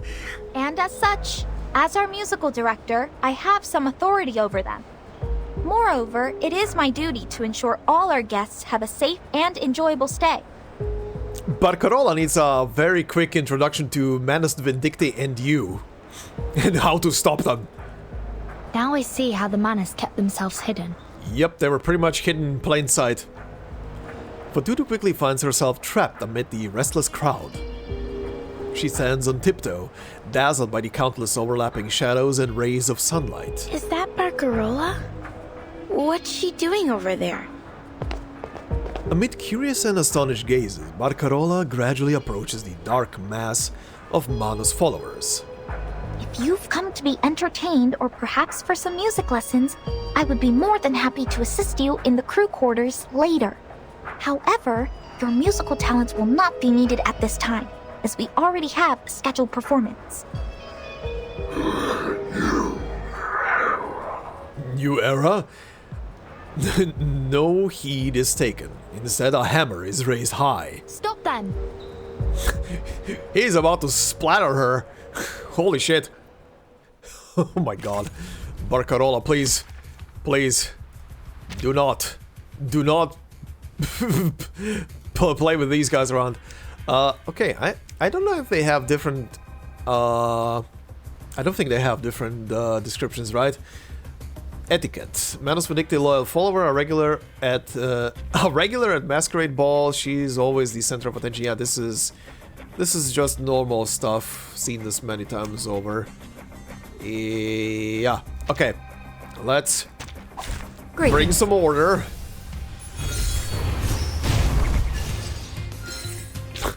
Nuked. Yeah! Vampires don't just thirst for blood, we crave victory too. Sure, you were in a suitcase though. Anyway.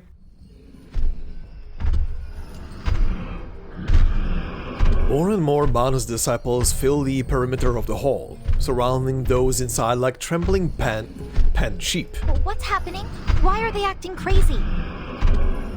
She stands resolutely, putting herself between the guests and the crazed Manus disciples, her heavy breathing condensing on the neck of her crackling box.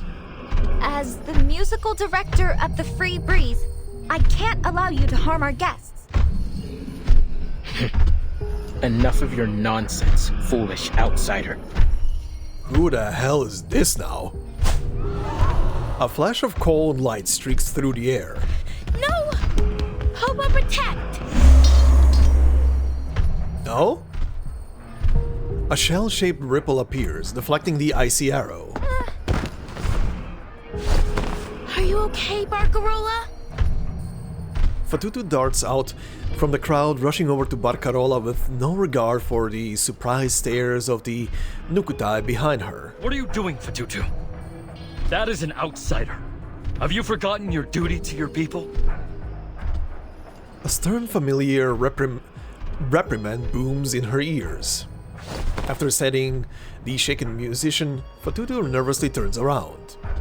Her brother's figure looms in the shadows of the crowd, For the first time, this image deeply unsettles her. No! Never! But... Kamutsa, this is not defending our home. And it doesn't feel like avenging it either. What we suffered was not these people's fault. There has to be a better solution to all this. This isn't our way. It isn't right. Fatutu stares fearfully at her brother as her brother draws closer. As he comes into the light, she finds herself staring into a face that is both familiar and strange. Kamutsa.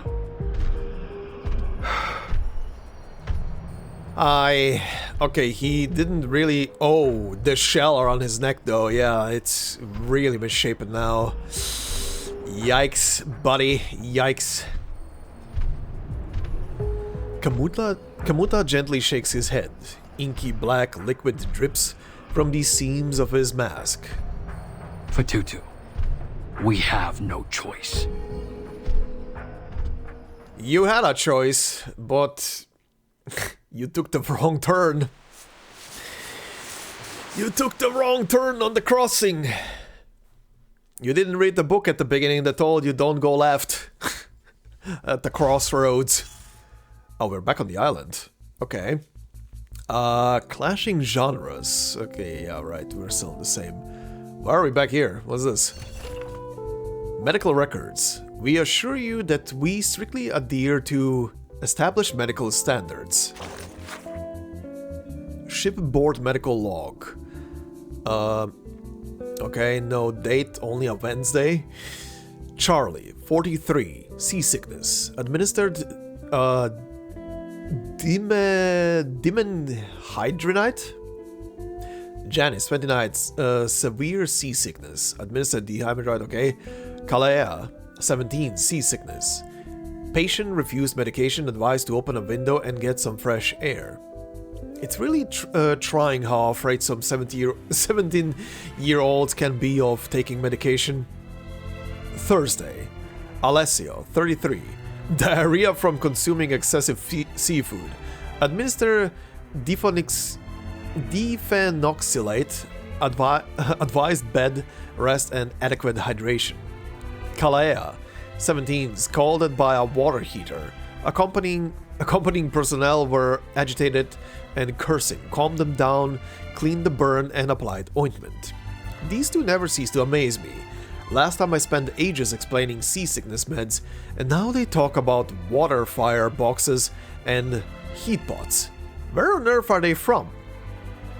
Oh, okay, I see. I think I see what's going on here. The little text boxes here, well, at least this one, seems to be from someone on the island, probably?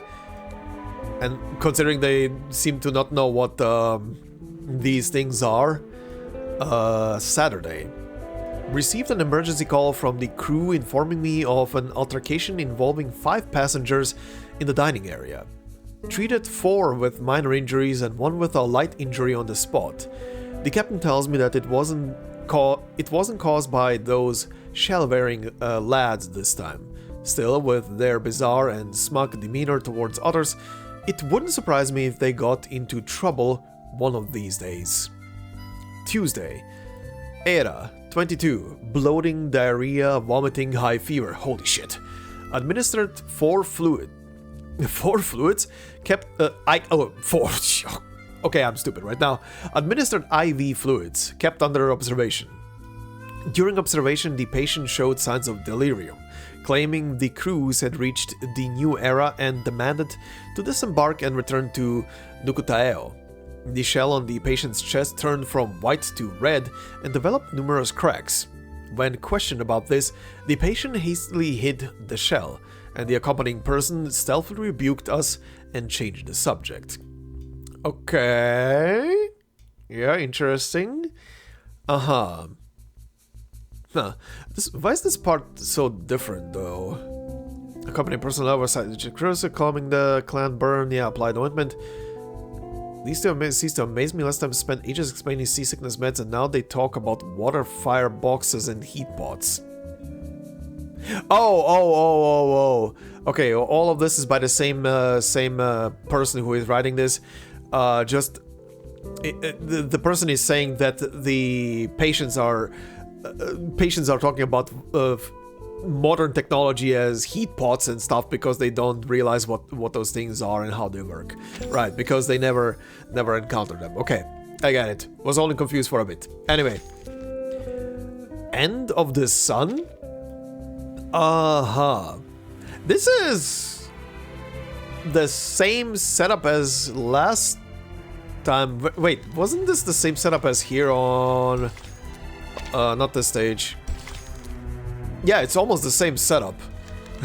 Okay, interesting. End of the Sun. A pitch black ship enveloped in storm, rain, and hatred. Okay. Okay, it's escalating. Shit is escalating on the ship.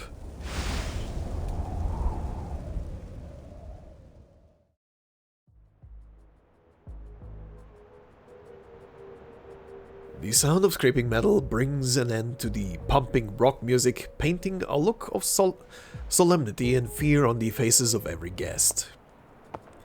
A lithe figure steps gracefully on the stage.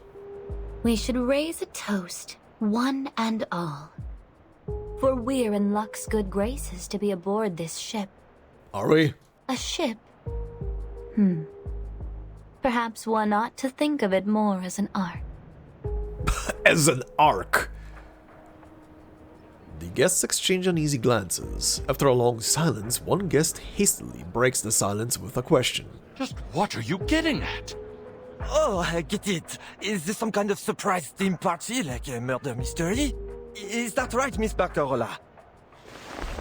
Barcarola looks bewildered. The captain's sudden and strange appearance on the stage was certainly not part of any performance. At least not one she had prepared. No, I didn't plan for any of this. You aren't entirely wrong, though, Mr. Matthews. For this is certainly a surprise, if not so much a party as a ceremony. Allow me to congratulate you, our honored guests. Each of you with your unique talents, resources, and powerful connections have earned a chance to join Manus Vindictae. Oh good, here we go. If this is some kind of joke, Captain, I don't find it funny. So how about you knock it off? There's no joke at all. Unless you plan on throwing away your precious opportunity to join us in the new era. What the hell is that supposed to mean? Have you gone insane? Oh, they're all insane, don't worry about that. In their fear and anger, the guests make to leave, but a young man in a mask swiftly blocks the doorway. How dare you blaspheme our savior? Oh no. Ooh, they're all gonna have masks now, aren't they? Toa, ever since you put on that mask, you've been acting strangely. Okay, like not a all of them. Person. Not all of them. Some are still fine. She can hardly recognize her dear friend at all. You're wrong, Salone. I was lost after we left Melly, but now I've never felt so certain of myself. You must ready yourself for the mask trial too. We must all be willing to sacrifice to bring our people into the new era. He proudly pounds his chest as he glares disdainfully at the trembling crowd before him. As for these ignorant outsiders, they will never understand the depths of the crimes they've committed, or the punishment they deserve. Sure. Calm down, Toa. Don't bother with these outsiders. They only care about themselves. Only the storm can bring the change we need. Yes, the storm! Yay, storm! Whee! Oh god. With bizarre masks, fervent prophecies, and the clinking of misshapen shells, they perform their unannounced stage play. The audience cowers together in fear. Lunatics! Timekeeper, it seems as though the islanders aboard are working with Manus Vindictae. There's no telling what else the Manus have up their sleeve. We need to call for support as soon as possible. But our communications are jammed. Regulus, are you able to reach Mr. Ulrich? I should be. I've got no clue where he's at now. He dashed off with the roaring machine, mumbling something about sound wave frequency and nuclide R. I mean, you guys are on a ship, so he's somewhere here. Still, I might as well give it a shot. If I can still recall Laplace's internal frequency, that is. Sonetto, we must calm the situation before things escalate further. On it. Orders are issued methodically. Grace watches with interest as a navy top hat moves through the crowd. A gentle smile creeps across Ladies and gentlemen. Across her face. Perhaps you have yet to understand what the storm really is. No, perhaps we don't, because I remember what you wrote in all the flyers.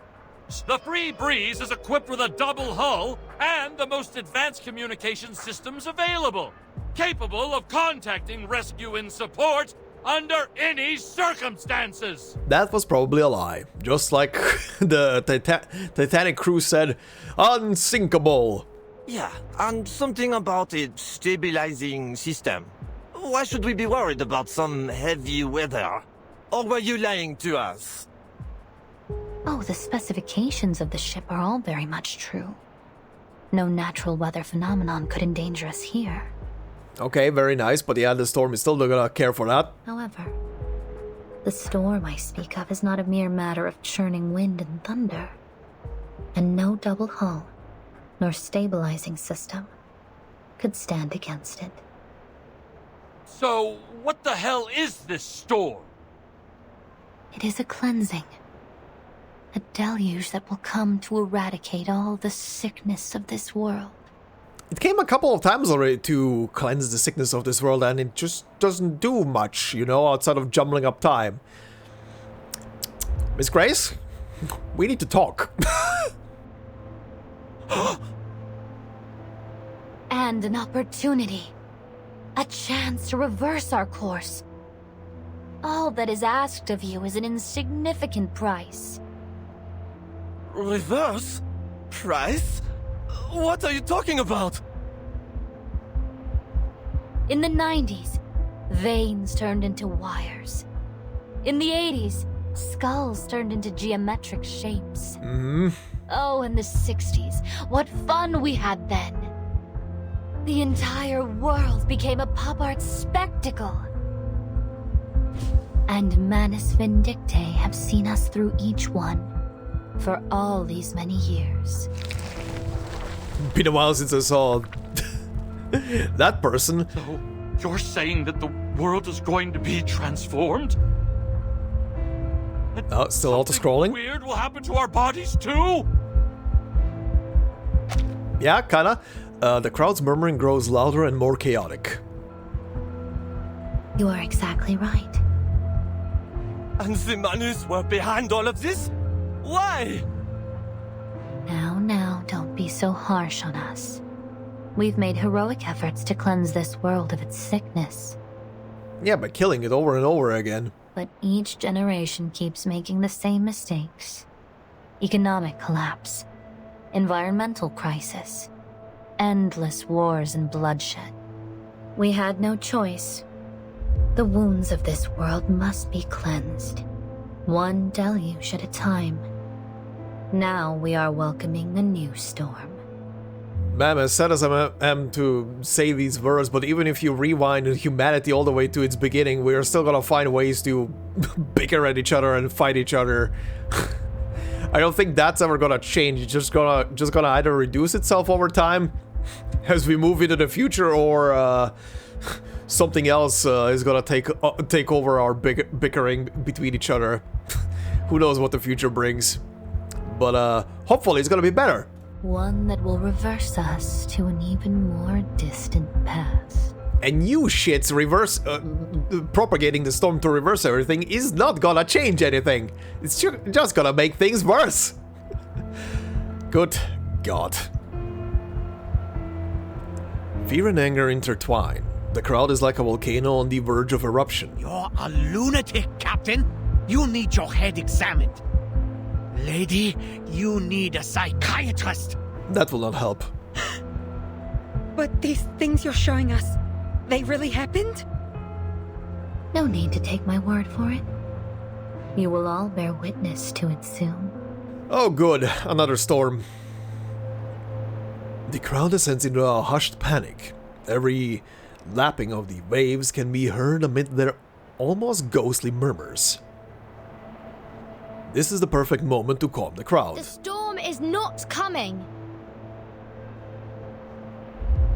Oh yeah. We are from the St. Pavlov Foundation, an organization dedicated to the protection and rights of humans and Arcanists. Oh, thank goodness. As the Timekeeper of the St. Pavlov Foundation, I can assure you, what she showed you won't happen here. Manus Vindictae are just trying to manipulate you into buying into their deception and hatred. Don't give in to this false fear. Hell yeah, speak up, Vertin. Please, everyone, remain calm. Another bamboo arrow shoots through the air. Protect us? You? Don't make me laugh! Fatutu doesn't hesitate to stop him. Toa, wait! She seems trustworthy. Maybe we should listen to what they have to say. Really? You think these people care about rebuilding our home? Were they there when Nukutea was hit by the great waves? Where was their protection then? Look, buddy, that's a natural phenomenon. I know he's a bit crazy even more now because of the mask, but come on, that is a natural phenomenon. I'm not sure, but I just can't bear the thought that we might make a decision we'll regret later. I don't want to see any more cracks and scratches on our shells. Her cries cannot overpower the murmuring of the guests, nor can they quell the rising fury of her kin. And they certainly cannot stop another poison arrow. Yikes! This is getting out of hand. Be careful, Timekeeper.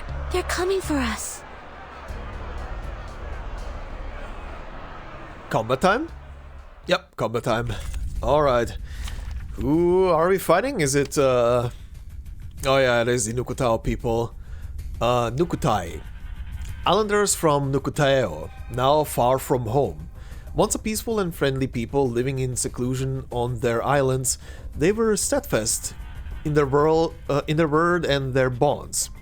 But all of that changed with the destruction of their homeland. Bitter reclamation, drenched in grief. Yikes, helpless regret. Double yikes. And Kamuta, of course, a young Nukutai. He bears many burdens, the pain of farewell, the confusion of long journeys, and the struggle for survival. Ultimately, his mind is consumed by a burning desire for revenge. Fresh guidance, fading beliefs, tormented longing. Oh, nice titles for all of this stuff. Hi, everybody. How's it going? Any talk here? No? Okay. Well, it's probably gonna be very quick. It's probably gonna be very very quick. Slosh. Victory comes in a tide of blood. The path will become clear. I have seen to the heart of you.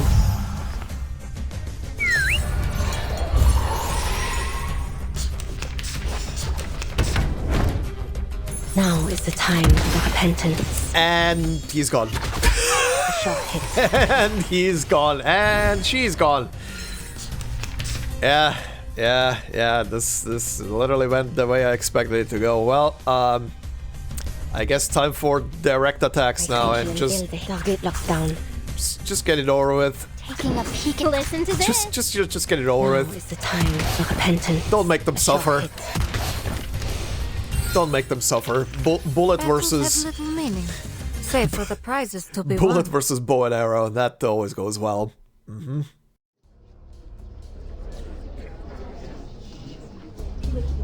The hall is in utter disarray.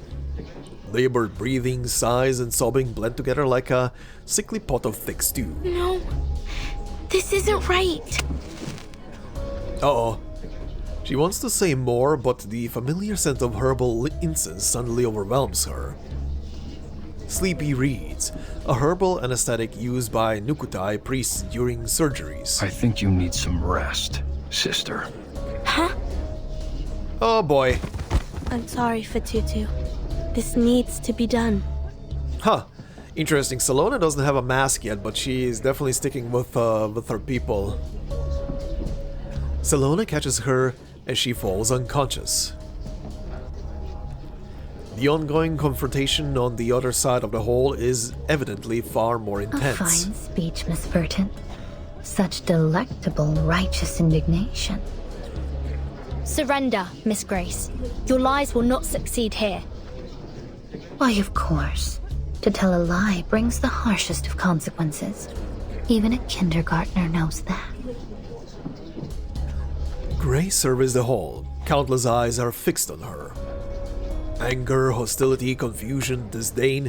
She has walked through it all before and never left a trace. Everyone, whenever there's an imminent storm, my watch here starts a countdown. But there have been no signs of... Ooh, hi. Was this now? Coincidence, Miss Vertin? I so happen to have a similar device myself. Oh, is that what that thing is? Also, what did you just say? Hold on. Ooh, cutscene.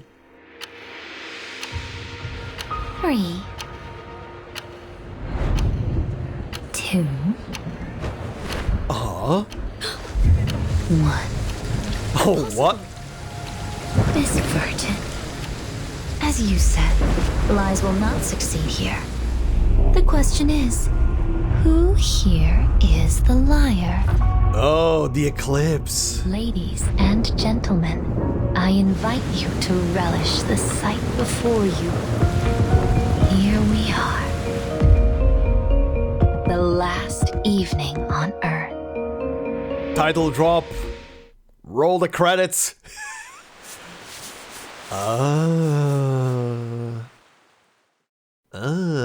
Oh, this is why this spot was so rich in nuclear R, huh? Because of the approaching eclipse? Or something like that? Ooh. Okay, before we continue, I'm just gonna quickly blast through this. Alright, that's done. Interesting. I do wonder if her watch is actually something special, just like Vertin's clock is for the storm. I don't know about that. She might have just been playing that thing up because she knew that the eclipse is approaching and everything. That the thing is about to start up. So who knows? Interesting though. Interesting. Well, the nuclei got explained why there is so much over there. Hi there, Ulrich. How's it going? What are you doing? Are you about to go and take a swim in whatever the dank water outside is? That this is starting to look concerning. Dark clouds surrounding the ship. Well, that's great. A call for help. Oh, that's a lot of manus. That's a lot of manus. Okay, so this figure is not Grace. This is Grace. This is her peon, essentially. This is one of the regular manus. A bit of good news and a lot of bad news. Definitely a lot of bad news right now.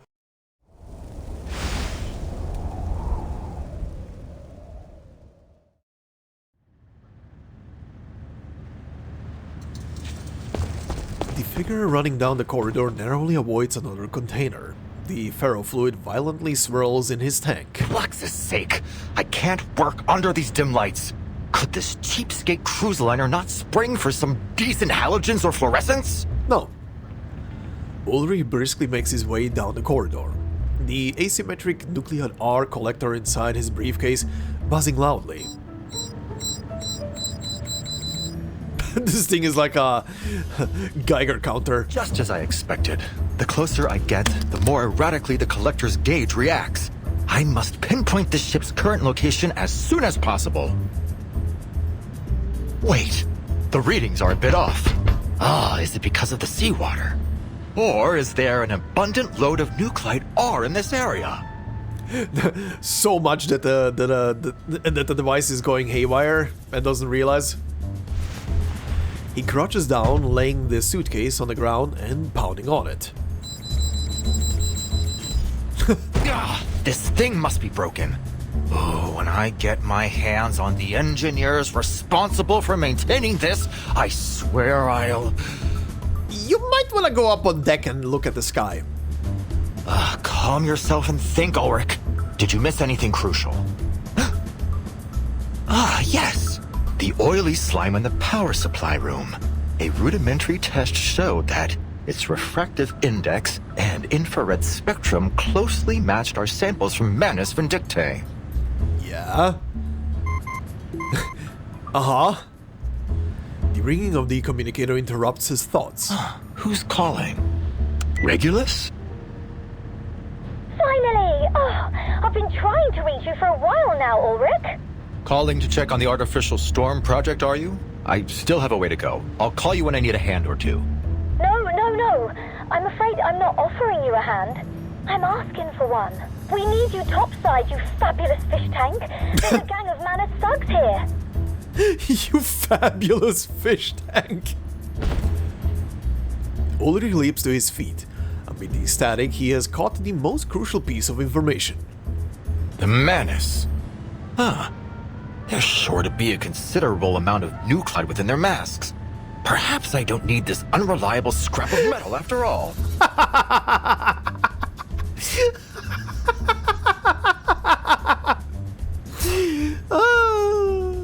love this guy. Send me your location straight away, Regulus. He's gonna beat their asses just so he can rip their masks off and get the nucleus. Ulrich, the mind of a scientist.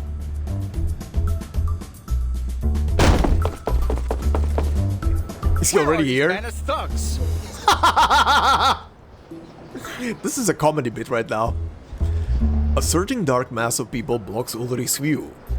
Lux's sake! This is a bigger crowd than I expected. His bulb stands out amidst the crowd, causing the spread of a new panic as they retreat from him. Who is this fucking light bulb? Oh my god! I don't want to end up with a light bulb for a head! Don't worry about that. Huh? What are you talking about? Holy shit. Ulrich nimbly dodges the hammer blow. Intense electrical impulses surging through his body. There we are. Another extract of asymmetrical nuclide R. He really is just harvesting it from them? Though poised to take action, Ulrich is promptly stopped by the pleading hostages. Ulrich! We're over here! Wonderful. I should be able to extract even more over there. He is immediately cut short upon entering the crowd. Ulrich narrowly avoids another attack before finally reuniting with the others. This seems to be a bit more than a gang. Closer to a horde, really. You understated your situation, Regulus. Your help is much appreciated all the same, Mr. Ulrich. Help? Well, I'm afraid I won't be much help to you, Timekeeper. Fighting is far from my specialty. Blimey! Regulus feels utterly lost. They seem to be corralling the guests. At least they aren't hurting them for now. It isn't about hurting them. She wants to recruit more followers. Yeah, exactly. I was about to say that. This is not about hurting them or killing them. They're literally just trying to recruit people to their cause. Countless steely, emotionless eyes scan the crowd with icy precision. Is there a single ship in this whole bleeding world that doesn't belong to either the Foundation or the Manus? Good question. Mr. Ulrich, does Laplace possess any technology that could detect an imminent storm? We made several attempts to do so in the aftermath of the second storm, but none of them proved effective. Since that time, we've become reliant on the storm alerts from the Foundation, or more specifically, from you, Timekeeper. Miss Grace claimed that the storm was coming, and she managed to accurately predict the occurrence of the anomaly outside. Yet, My watches show no sign of an imminent storm. Maybe it's not a storm, maybe it really is just an eclipse, and it's just overlapping with a storm out at sea. Light rain is tapping on the porthole. Sonetto unconsciously tightens the cuffs of her sleeve. In any event, I believe in you, Timekeeper. Thank you, Sonetto. But it isn't you that I need to convince. It's them. Countless eyes filled with fear, suspicion, and hostility remain fixed on them. No wonder my readings were going wild. Apologies, Timekeeper. Though nothing would make me happier than disproving Manus Vindictae, I can't deny the possibility that these phenomena are precursors to the storm.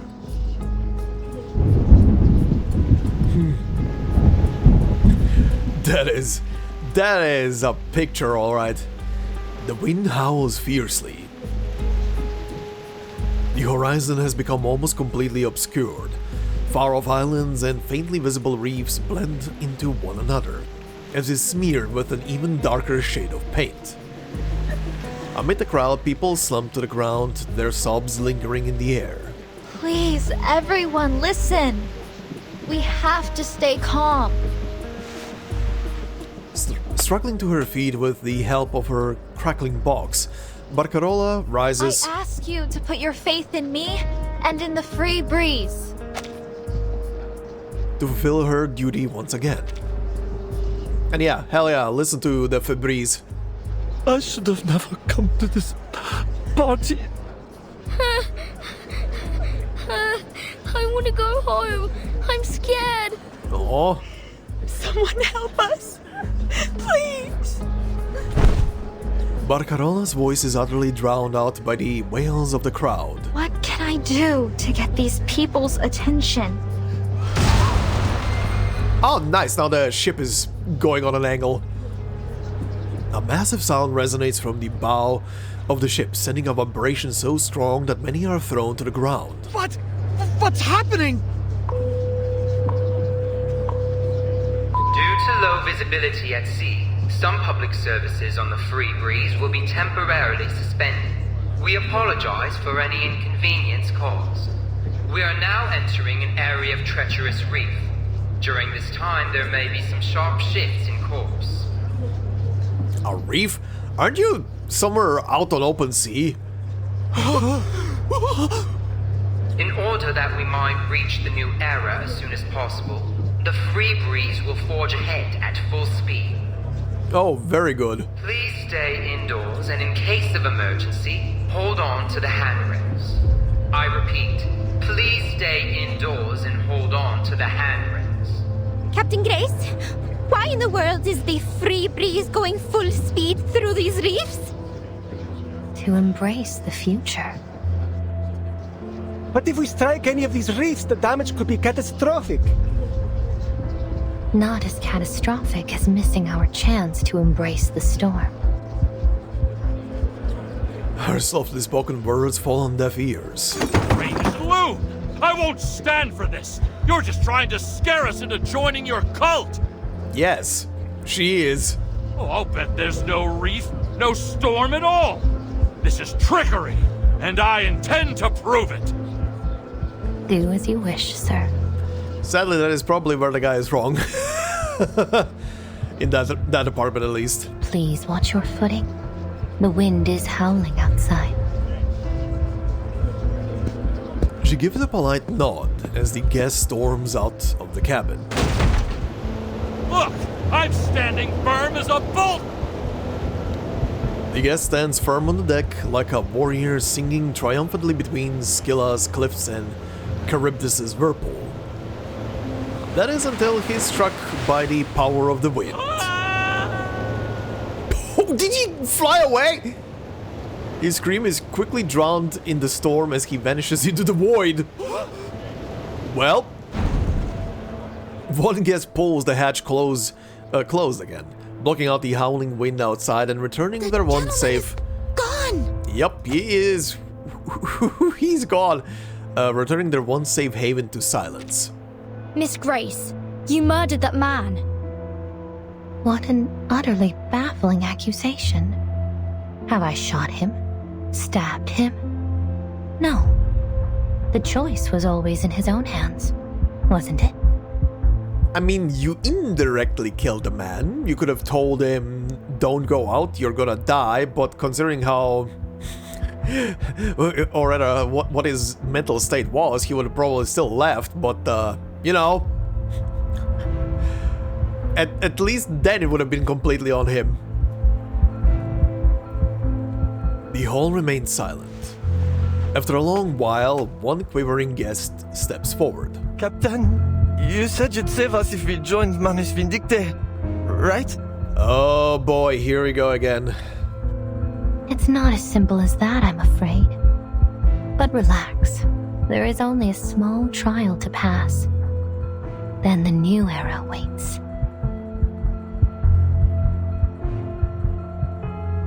She gestures to an all-too-familiar mask sitting silently on the table. You may feel a little disoriented, but your body will be in no danger. So, if we all put on these masks, then this nightmare will be over? Things can't get any worse than they are now, can they? Give me the mask!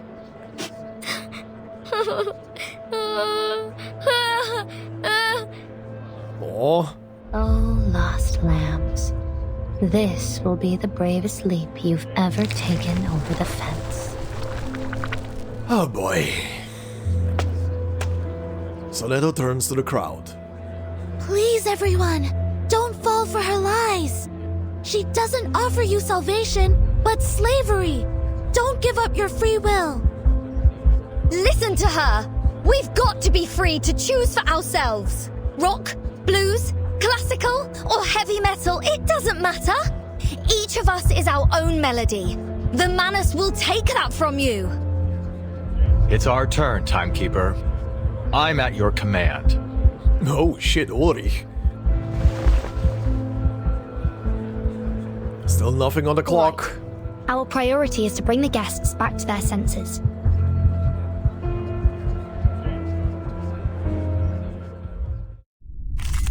Oh yeah, right, this was a battle stage, I forgot.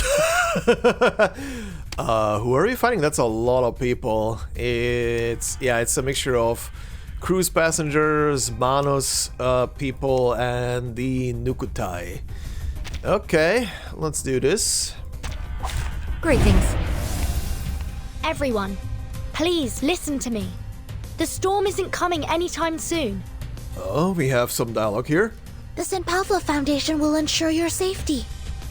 But you and your foundation have been hiding the truth behind the storm from the public. How can we trust you?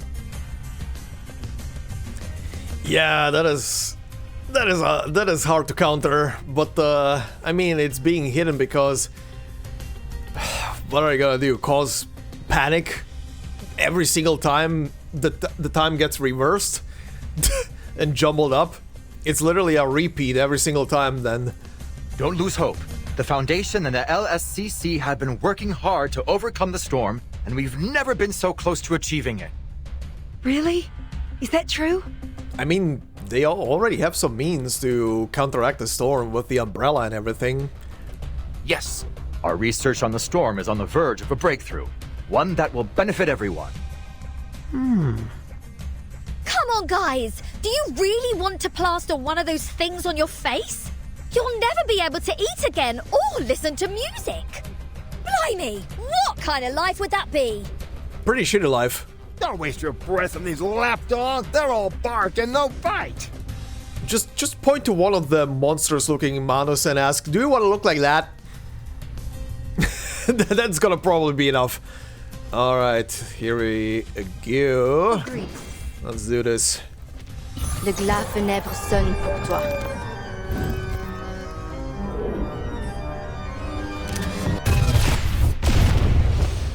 Ladies and gentlemen, you have pissed off the French.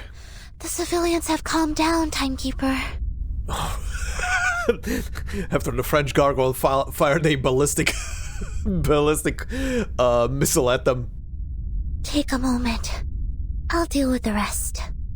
No, Sonetto. This crisis is far from over. Good grief! How many passengers are on this bloody thing? Can I give everyone a ride on Very my many. back? I think I can handle it this time. There's a lot of passengers. The guests remain in turmoil as the believers and skeptics argue among one another. Fear and confusion quickly spread through them, like ink in water, and soon... I did it! I put on the mask! Oh, good for you! I'm saved! Sure. Thank you, Miss Grace! It hurts! It hurts so much! Help! We can't let more of these people give in to their fears. Her voice is almost entirely drowned out by the roaring crowd. These stubborn outsiders must be silenced. Take them away. Let our revenge begin with them. Barnukateao! Salone, take my troubled sister back to her room. The softness of her heart has clouded her judgment, just as her shell shows. Chief. Black ink seems to stain every one of their faces. The upheaval has engulfed the Nukotai, along with countless other innocents. Mom, I want to go home. Just think of something happy, sweetheart. Remember that toy your dad bought you? It's waiting for you at home. We'll be there soon. Just put this on. We'll be there soon. Okay, please don't put that thing on the child's face. Trembling, the mother slowly lowers the mask on her child's face. No! Okay, thank you, Barcarola. Barcarola lunges forward, knocking the Manus mask out of her hand. I don't believe your job description permits you to interrupt our guests. Does it, Miss Barcarola? I don't understand, Captain Grace. Why are you letting this happen? Why are you doing this? Grace carefully picks up the still humming mask and brushes off the dust. She steps forward.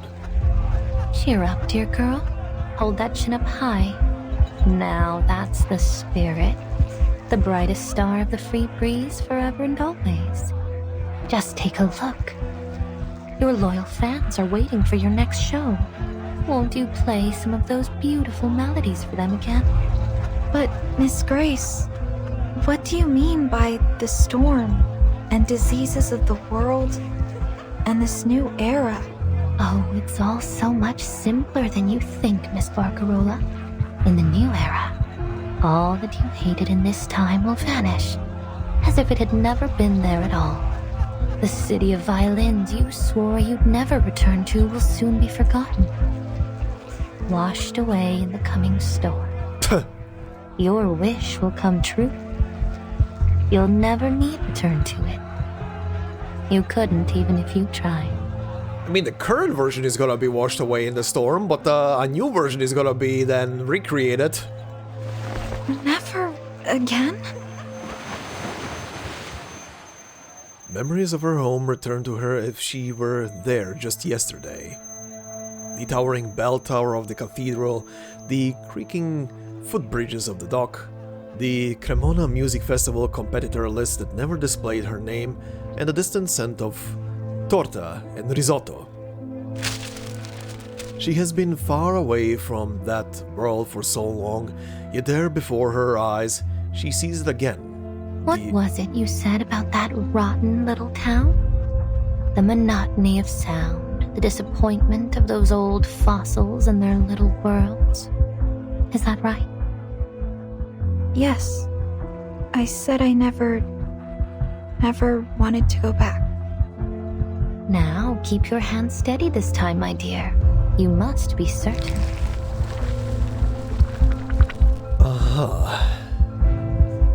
Cold metal meets Barcarola's hand, jolting her back to reality. Her trembling hand reaches for her peculiar silent instrument.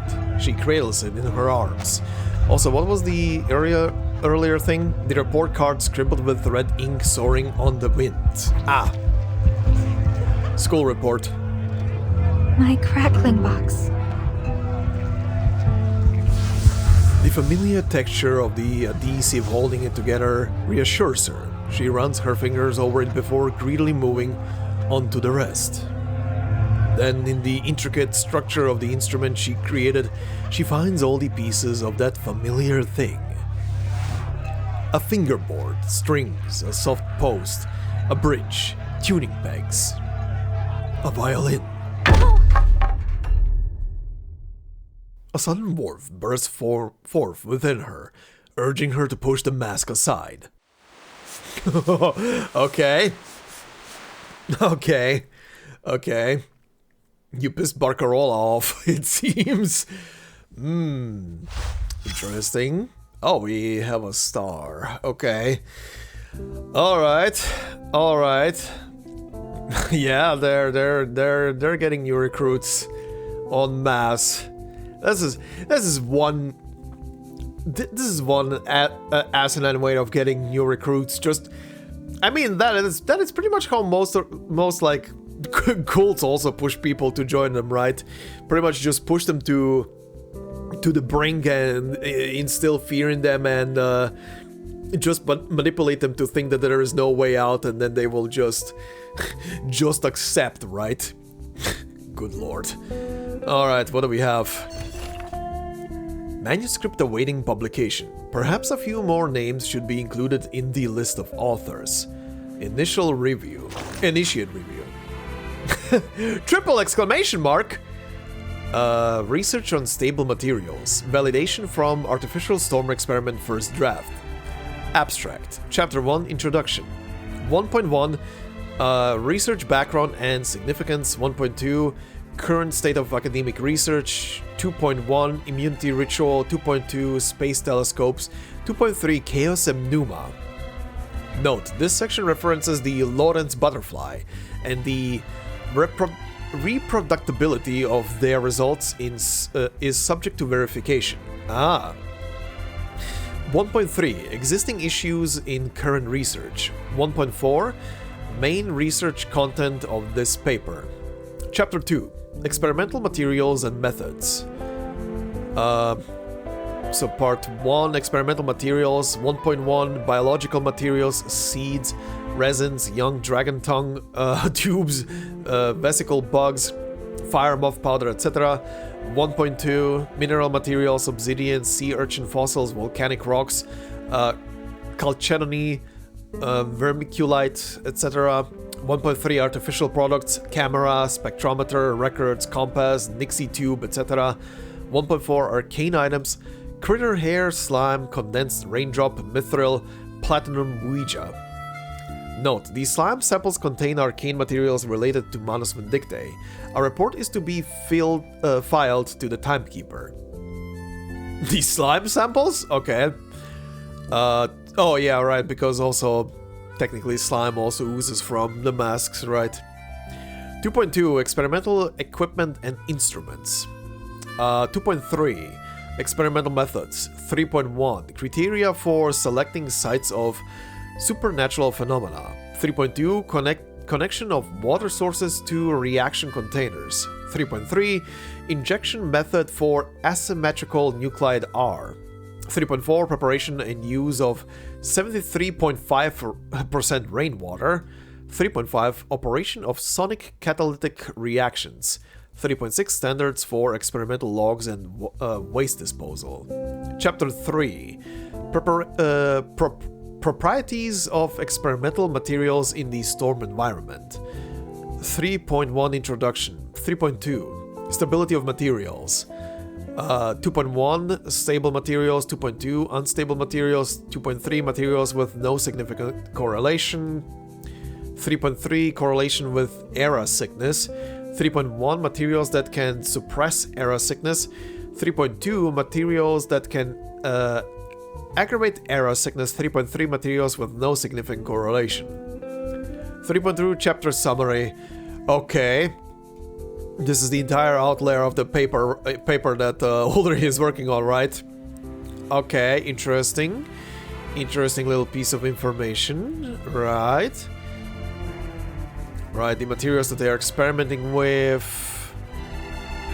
What they are trying at the beginning. Or rather, what the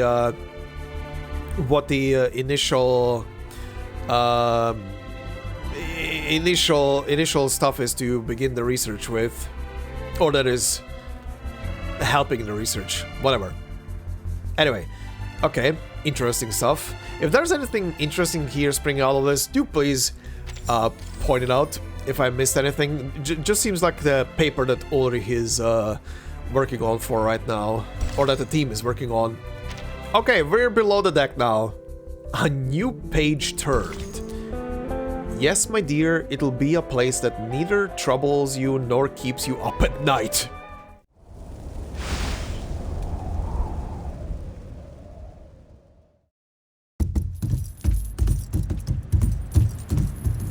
I'm confused, Toa. If these disbelievers are a danger to our vengeance, why are we only locking them up? Shouldn't we just toss them overboard? Okay, so they corralled everybody who didn't wanna, including the Foundation members who didn't wanna pick up the mask, and they are just looking them up. Okay, okay. The chief wants Fatutu to decide how to deal with them. A test of her allegiance and her conviction. Oh, good. After she puts on the mask, of course. You're afraid, Salone. Don't be. The trial isn't difficult. I see things so clearly now. I can see clearly now the rain is gone. Anyway, I hope Salone at least doesn't put on the mask. I don't know, Toa. I trust in Kamutsa's leadership, but still... Just like always, you're waiting for everyone else to test the water before you jump. I just feel that there's something wrong. You say you're not afraid, Toa, but I hear your chains clinking. You're shaking too. Shut up. That's only because we're in a freezer. Alright, big man. A familiar place. Blimey, locked up again. At this rate, I'll have my imprisoned on all 7 continents bingo card before I turn 20. It's an honest bet I've spent more time behind bars than my own home. I didn't even think about this. They're locked up again. We can't have a Vertin and Regulus story without them being locked up, can't we? I wasn't aware that you had a home. Beyond the ship, I mean. Of course I do, love. The whole of London is my home. I mean, I want to argue away that our hometown is... No. A home is, you know, your own 4 walls, not a city. A city is fine. That's your home territory. That's where you grow up or live in. But a home is a home. I've walked its streets. I've inspired its people. I fought for its music. Its spirit stamped on my very soul. She paces back and forth in the cell as she passionately proclaims her cause. Rebellious artists often fall into such radical expressions. And jolly old London will always have a harbour open for this captain and her apple as a token of... Wait, Barcarola, what are you doing here? A familiar silhouette appears in the prison door window. Well, I suppose those tin heads aren't the type to appreciate a true artist. Jealous of our talents, no doubt. Miss Grace said to give you special treatment, Barcarola.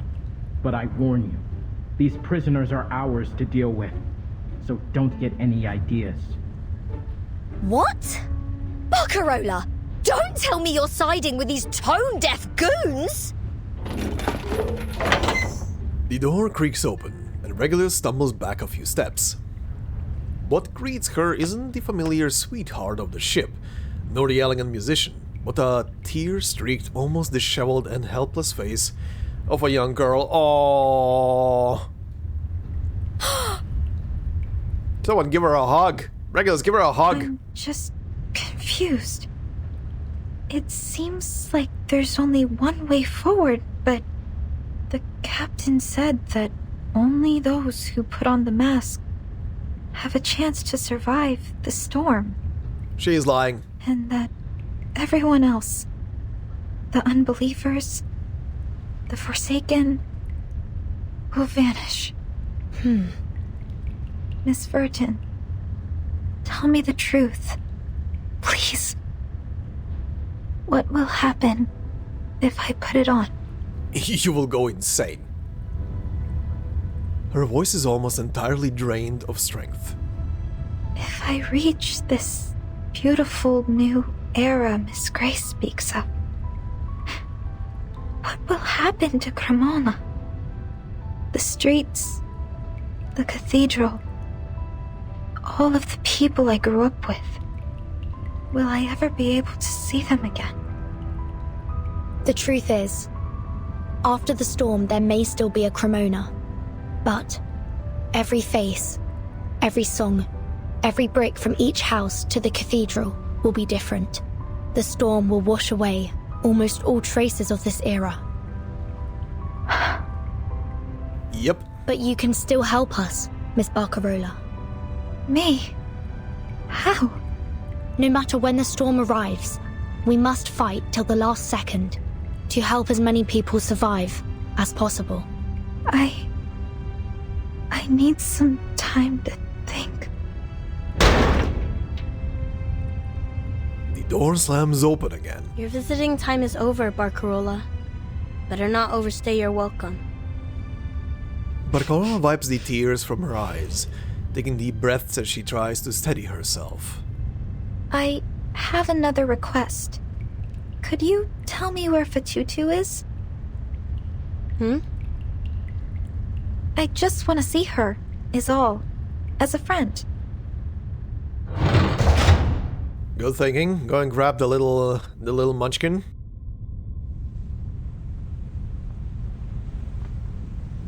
The captain's cabin is calm compared to the carefully crafted atmosphere of fear and eeriness on the rest of the ship. Click. A delicate hand turns the knob on the radio, switching it to a more secretive frequency. They're well aware of your contribution. Ah! Forget-me-not. How's it going, buddy? To follow their divine guidance, we must be willing to renounce both body and mind. Well done, Apostle Grace. To think those white suits are so sure they've caught us off guard. Oh, I can't wait to see the despair in their eyes when they fall flat on their faces. I can imagine it now. Let us all observe a moment of silence for those lost in our latest failure. Let us honor them as eternal monuments of our cause. How pathetic. Despite the static, the ridicule in Forget-Me-Not's tone rings clear. Oh, and what about this Laplace rat that I hear has stowed away on board? Yes, the awakened ferrofluid sample named Ulrich. One of the major contributors to the creation of the Equilibrium Umbrella. Let's hope his little umbrella keeps him dry. Because if he isn't careful, he may end up in much deeper waters. The ritual materials are nearly assembled, and we are accelerating our recruitment. Oh, the ritual materials. This is what this is about. Okay, yeah. I mean, I've been working on resurrecting her for a while. I see. But the Nukutai spirit shells have yet to reach their most optimal form. It could hinder the stability of the ritual if they're not immersed in pure negative emotion. Okay. I got my answer why they're after the Nukutai people. Whatever those shells are, I mean, they're probably just normal shells infused with arcane stuff on them, but it's probably the arcane stuff that is infused in them that is something that the Manus want for the ritual to bring Arcana back. Your commitment to quality is impressive, but the shells needn't be perfect to perform as needed. Do not waste time unnecessarily. Do you understand, Apostle Grace? I trust you've learned from the last failure. Yes. Oh, at the hotel, I think he means. Excellent. A teleportation array has been set up for you, but it will last only a short while. You must begin the ritual as soon as your ship reaches the target location. Manus Vindictae awaits your return. Yes, Mr. Forget-Me-Not. I will always follow their guidance. There was all in capital, huh? The communication ends, leaving only the echo of the final words spoken through it. Grace raises a pale hand and gently caresses the intricate patterns on the spirit shells. Silence fills the room.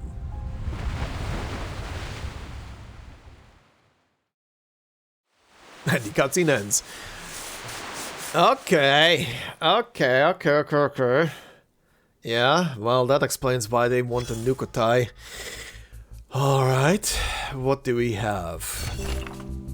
Evaluation meeting. We need to first determine who's at fault before we can identify who needs improvement. Listen in. Accountability measures. What am I looking at here? Couple of snakeheads and something here. We can't allow failure and betrayal to run rampant indefinitely. Don't you agree, Miss Grace? The shadow of the serpent twists under the light, appearing several times larger than its true form. Yes, replies another shadow, trying to lower itself as much as possible. You quickly identified that the toy was a contract item used to control the succubus, which is impressive. It also shows you're different from Matthäus and possess wisdom befitting an apostle.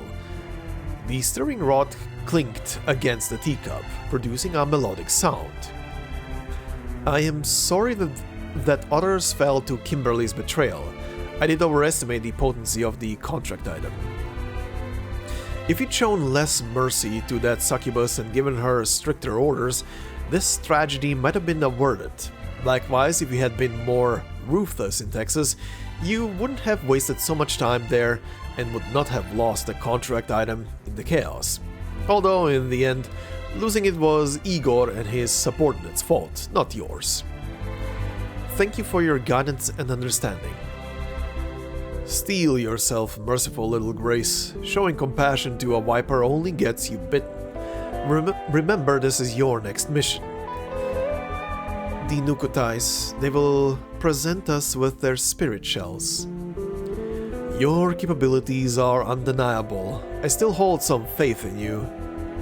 At last, a hot cup of tea is turned into a cold one, and the serpent's shadow vanishes out the door without even flicking its tongue. Oh, and I shouldn't need to remind you, any unforeseen events during the mission must be reported, especially anything related to Vertin. This is also according to their guidance. Yes, it's all for their return. Oh, there is referring to Arcana, right. Okay, so this is a conversation by probably Forget-Me-Not and obviously Grace. Reprimanding her for what happened with Kimberly back in Texas, and then what happened in Chapter 9 with the whole thing as well. Alright, I see. Oh, interesting. The next thing is called Barcarolle. Very interesting. The oars are shaped here, and the waves crash here. Not every breeze is destined to last forever.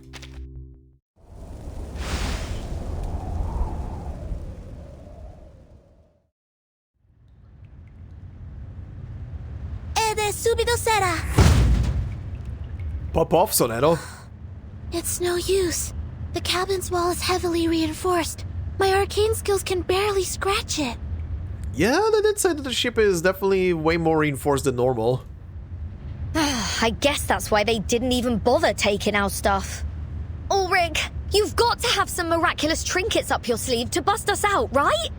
You're the pride of Laplace, after all. Laplace is not a circus, and I am no magician. But I may have something that can help. I have a small amount of TNT and some Papir pillar solvents.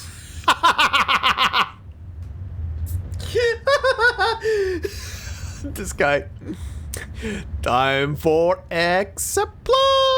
The former can blast the door open. However, it will likely blast us to smithereens along with it. Yeah, you don't have a protective wall. Even with a protective wall in a small room like that, the shockwave would literally devastate everybody inside, if not for bursting everybody's eardrums on top of it. The latter is much safer, of course. All we need to do is apply to the walls and then wait for a couple of days. Days? We're abso-friggin-lutely screwed, aren't we? Why don't you just apply it to the lock? Don't be gloom, Miss Regulus. We aren't beat yet. Ulrich sets aside the obviously useless tools. He has made a much more important discovery. Take a look at this, Timekeeper. I've been recording the Free Breeze's heading since it left Sydney. Oh, yeah? Though unfortunately, something has been jamming our signal. Yet, we can still extrapolate from my earlier readings that the ship is not heading to its advertised destination. It's heading steadily southward. Uh-huh. It appears so. Her thoughts churn more violently than the ferrofluid's The vibrations. forecast of the storm, the sudden eclipse, the mask trials, and the speed at which the Free Breeze is now heading. If all they wanted was to recruit more followers, they would allow for more time to convince the others. However, if the storm is indeed coming, then why would we be racing forward through these reefs? Their actions don't seem to be aimed at recruiting, nor at passing through the storm. Rather, they seem to be aimed at... Also, before she continues, now that I've seen the map, this also explains why there are reefs all of a sudden in the open ocean. It's the giant reefs around the southern portion of Australia. Okay, that makes more sense. Now that I've seen the map, that makes way more sense. Intimidation. Nice! At the same time. The air in the cell seems to momentarily stagnate. This would add weight to the possibility that the storm they're promising is only a trick to inspire more fear. I mean, didn't they call it a trick? That they're just using like a normal storm out on sea and the eclipse? That said, we must consider the chance of the storm occurring, no matter how slim it may seem. Ulrich stands tall, unwavering in the face of conjecture. Until the truth is ultimately revealed, all we can rely on are the instruments in our hands and the readings before our eyes. Then we are agreed, Mr. Ulrich. Whether the storm is coming or not, we need to be well prepared. I'm glad we're on the same page. We've brought quite a few equilibrium umbrellas with us, and my suitcase can also serve as a temporary shelter. However, that will do nothing for the humans aboard. Your suitcase? Then the rumors are true. Huh? No wonder the Stick in the Mud Foundation greenlit you to build your own team. Oh, is he referring to the fact that the suitcase is a pretty much a living quarter inside of it? Ulrich stares intently at the suitcase held in her hands. I would give anything to analyze it one day. Of course you would. I'm certain that day will come. Eventually. Well, when that patch dropped, you apparently started living inside of it. Sonetto, how many equilibrium umbrellas have we brought exactly? Exactly 73. Nice. A sufficient number to cover all the comrades in the suitcase. Ah, this is interesting. Oh, this is very interesting. They're confirming how many people there are in the suitcase. Actually, this is a good question. It probably doesn't correlate because I don't know what the number of currently playable characters is, or what they're canonically achieving here. But I wonder, is 73 kind of canonically referencing how many like playable characters were available at that point in the game's time and space? I'm just wondering. Unfortunately, it's far from enough to account for the nearly 1,000 people aboard the Free Breeze. You're up, ladies. Our hopes are not dashed just yet. Uh-huh. Yeah? Mr. Ulrich, you're not speaking of your artificial storm experiment, are you? We have neither the time nor personnel to assist you with it. And I implore you to consider the potential risks, especially in attempting it alone and under these conditions. Ulrich eagerly continues his explanation, heedless of his companion's concerns. Irrespective of your concerns, thanks to those oily heads and their quirky masks, I have acquired more than enough asymmetrical nuclide R to perform the immutability experiments. But have you considered the side effects, Mr. Ulrich? The ferrofluid holds for a moment. Yeah. It's true.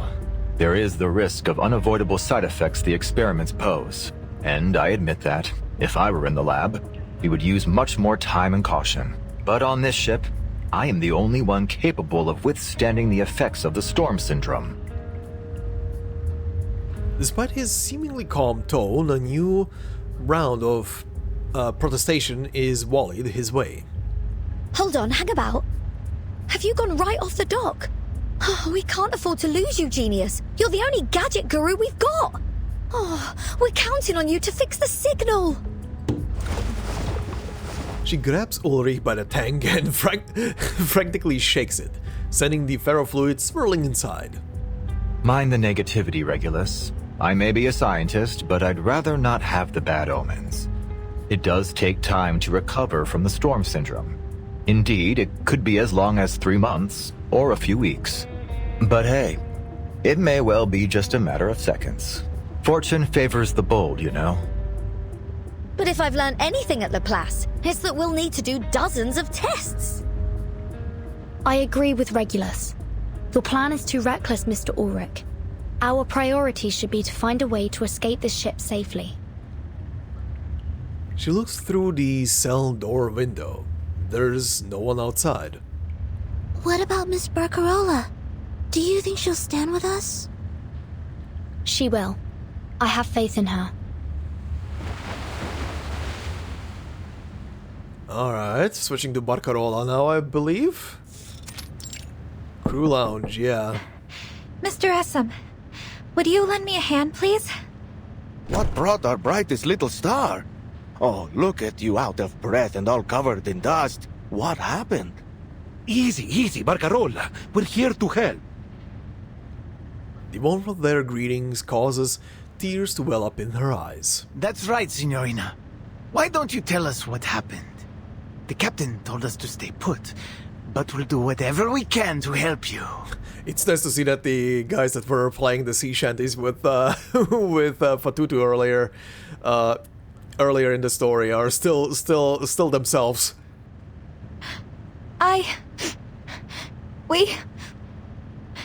The Free Breeze will never go home again. What? Captain Grace said this era is coming to an end, and only those who put on a Manus Vindictae mask and pass its trial can reach the new era with her. Sorry, what? You just turned your old friend Charlie's brain into a knot. Where are we going then?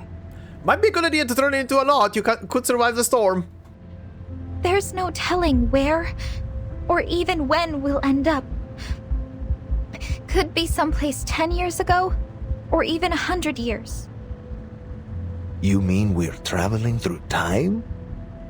Pretty much. I don't know. Well, not really, but I don't think the ship is gonna survive when the storm hits.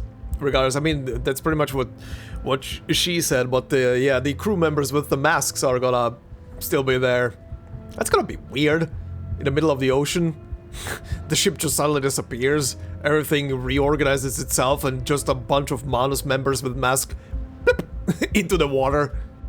I've got to admit, Signorina, this all sounds a bit too wild to be believed. Oh, you better believe it. But as sure as a compass points north.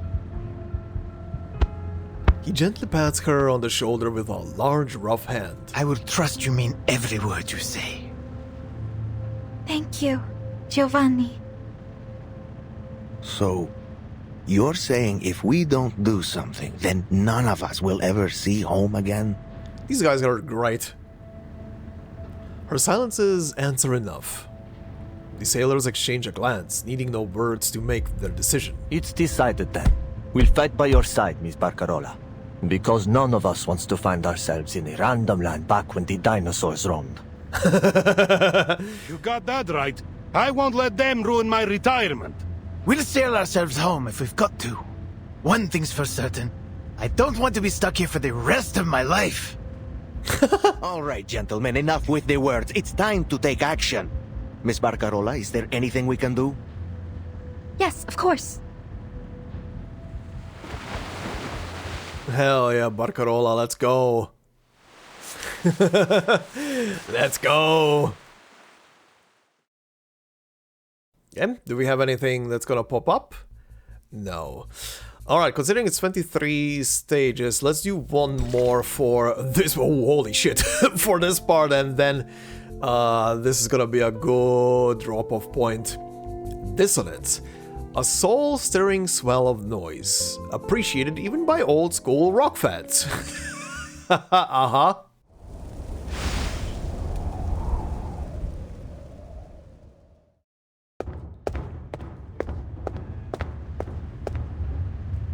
Hey, the Nukatai nut jobs outside are gone. Oh, don't tell me they've abandoned ship and left us here to starve.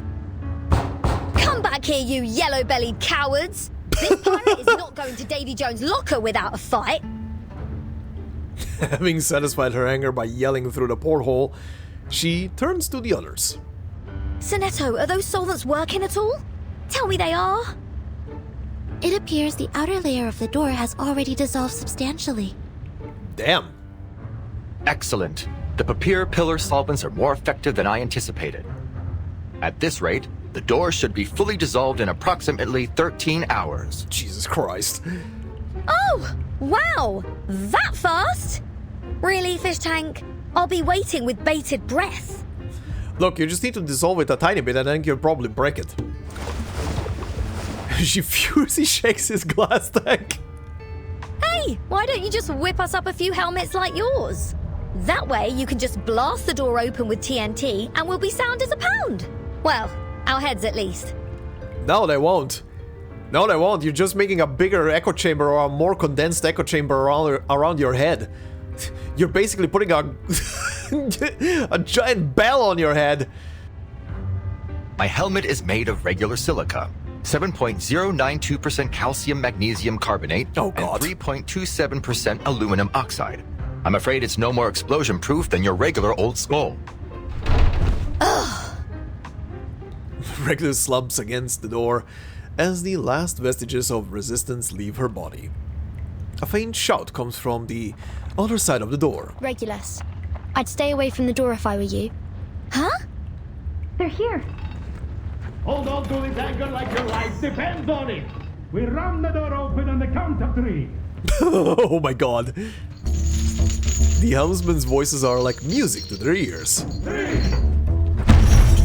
A countdown begins. They're using an anchor to break the door. 2. A nearly soul-stirring impact. 1. With their final count, the supposedly unbreakable door collapses. The cheering of familiar faces echoes through the room. Regulus swears it's the most beautiful noise she's ever heard. Right on! Oh, I knew you'd come through for us, Barcarola. A rising star through hell or high water. You have our thanks, Miss Barcarola. I just want to save as many people as possible. For the pride of the free breeze. We aim to do the same thing. After a pause, Ulrich steps forward. Timekeeper, I need to get to the radio room. It's likely to be the only place on the ship that will be able to get through their jamming. She turns to Ulrich with a solemn look on her face. I'll bring good news, I promise. I see. Regulus, you should go with him. No. I don't need additional manpower for such an easy... I insist. We can't afford to lose anyone, Mr. Ulrich. She places a contact device in his leather-gloved hand. This is... The Pioneer's Mark I positioning system. The latest in technology from Laplace. Huh. Interesting little gadget. Alright. But if I recall correctly, it's never been mass-produced. Only a few prototypes were made available. And this is one of them. If anything happens, someone can use it to track you down if you're in serious trouble. Like if you've fallen into the sea. Huh. Nice. This will surely come in handy. Thanks, Timekeeper. Good luck, Mr. Ulrich. He won't need it, because no one knows radio systems better than this, Captain. Sure thing. She nods before the two vanish around the corner. The rest of us need to return to the lobby and get the masked guests under control. Sonetto, do we have sufficient sedatogens left? Yes, Timekeeper. We still have plenty. She turns to the helmsman. Gentlemen, I'll need your assistance too. Of course, ma'am. Miss Barcarola already told us everything. Sounds like helping you means we're helping ourselves. Esam, do you know where we can find the spare keys to the passenger cabins? We have another friend to free. Time to get the little tutu. Hope she's still fine. Elsewhere on the ship, two stealthy figures navigate through the darkness. Oh god. Are you sure this is the right way? Are you sure we should call these two stealthy? Are you sure? Are you doubting my capabilities? Not exactly. This is like sending Ulrich and Enigma out to go somewhere and then saying, oh yeah, those two don't argue. Alright, the broadcasting room is empty. It's only that I expected they'd have this place locked down like the crown jewels. But nobody's here. Maybe the equipment is not working. We'll concern ourselves with that later. Let's get to work, Regulus. Ignoring Regulus's wandering about, Ulrich quickly channels his thought current into the broadcasting console. Coastal Base Station, come in. Coastal Base Station, come in. Where's the International Maritime Organization when you need them? Laplace Australia branch, please come in. Laplace Australia branch, please come in. Nothing. I just checked out the wiring. All the signal transmitters have been sabotaged. Pretty much what I said. Why guard a room that serves no purpose? No wonder there's been no sight nor sound of those oily freaks. Ulrich seems unsurprised. Retracting his thought current, he disregards the apparent predicament. He lays one peculiar item after another onto the table. Reel it in, fish tank. You're not conducting the artificial storm experiments right here, are you? Why not? We have a supernatural phenomenon, a vast water supply, sufficient asymmetrical nuclide R, and the required sound wave frequency ready in the transmission system here. If these aren't the perfect testing conditions for the artificial storm, then what is? Wait. Are you forgetting what you just said to Vertin? What about all those side effects? You've got no bleeding idea how severe they'll be or how long they'll last.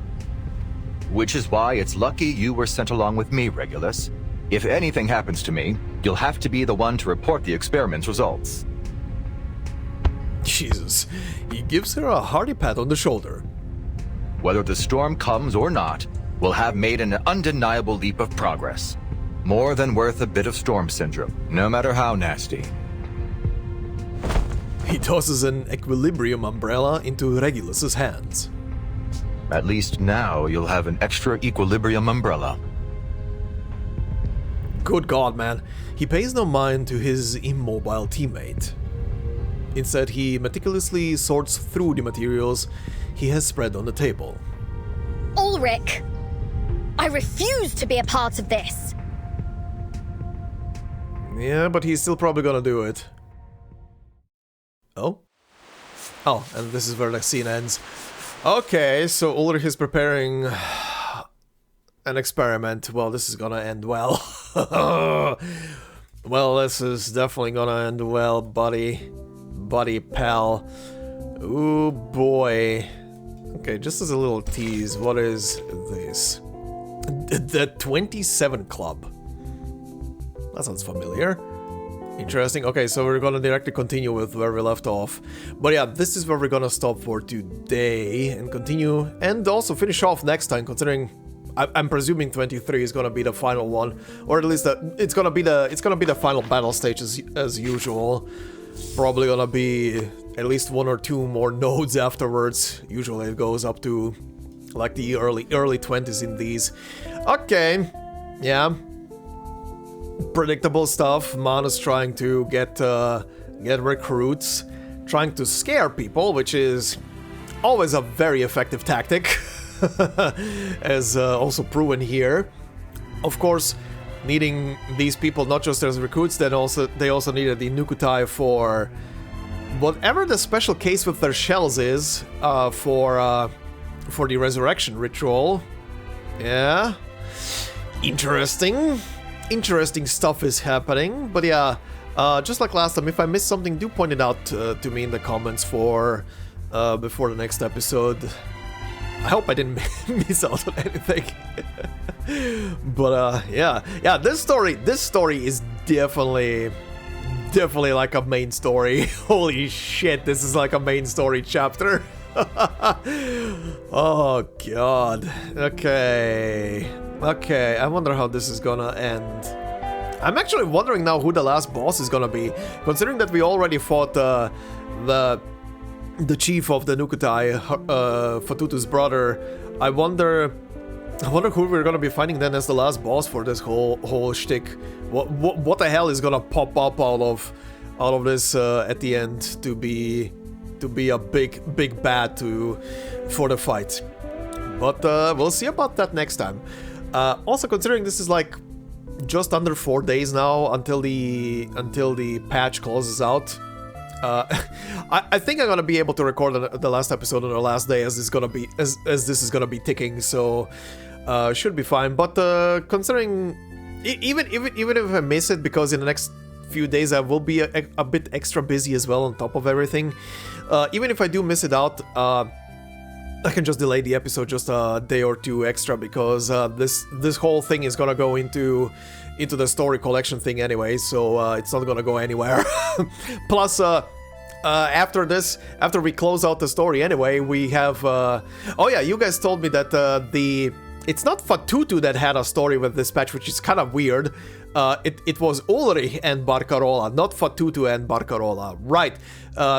I did remember something about Fatutu, but Fatutu got an anecdote, which I guess at some point I'm gonna have to squeeze in, because I mean, it probably has to do something with either this story or Fatutu's life on the island where she lived. But yeah, anyway, we'll conclude the story next time and see how it ends, and I'm excited to see how it ends. I mean, I was joking about this from the beginning of the story, but I have one prediction for this story that is probably gonna come true. Please don't spoil it if it will, but this ship is probably gonna sink. I mean, we've put Vertin on the ship. This ship is gonna sink. As much as it's a absolutely what's the word I'm looking for? Assured. As much as it's absolutely assured that Vertin at some point will end up in a brick if if Regulus is around or not. A ship will sink that she steps on. Good God. We'll see. I will be shocked if this ship doesn't sink. I will be genuinely shocked if this doesn't sink. If it does sink, I'm just gonna be like, yeah, what did you expect? fuck's sake. Anyway, guys, thank you very much for watching and listening. Hope you enjoyed this part. If you did so, please consider leaving a like. It will help out a lot. If you're new to the channel, consider subscribing. And if you want to support me more directly, memberships are open on the channel. And as I always say, no video will be behind a membership. It's purely there for support. So thank you very much to all the members already doing so. Much appreciated. And I hope you all have a fantastic day wherever you are. And I will see you in the next time. In the next time? Good lord. In the next one. Until then, bye-bye.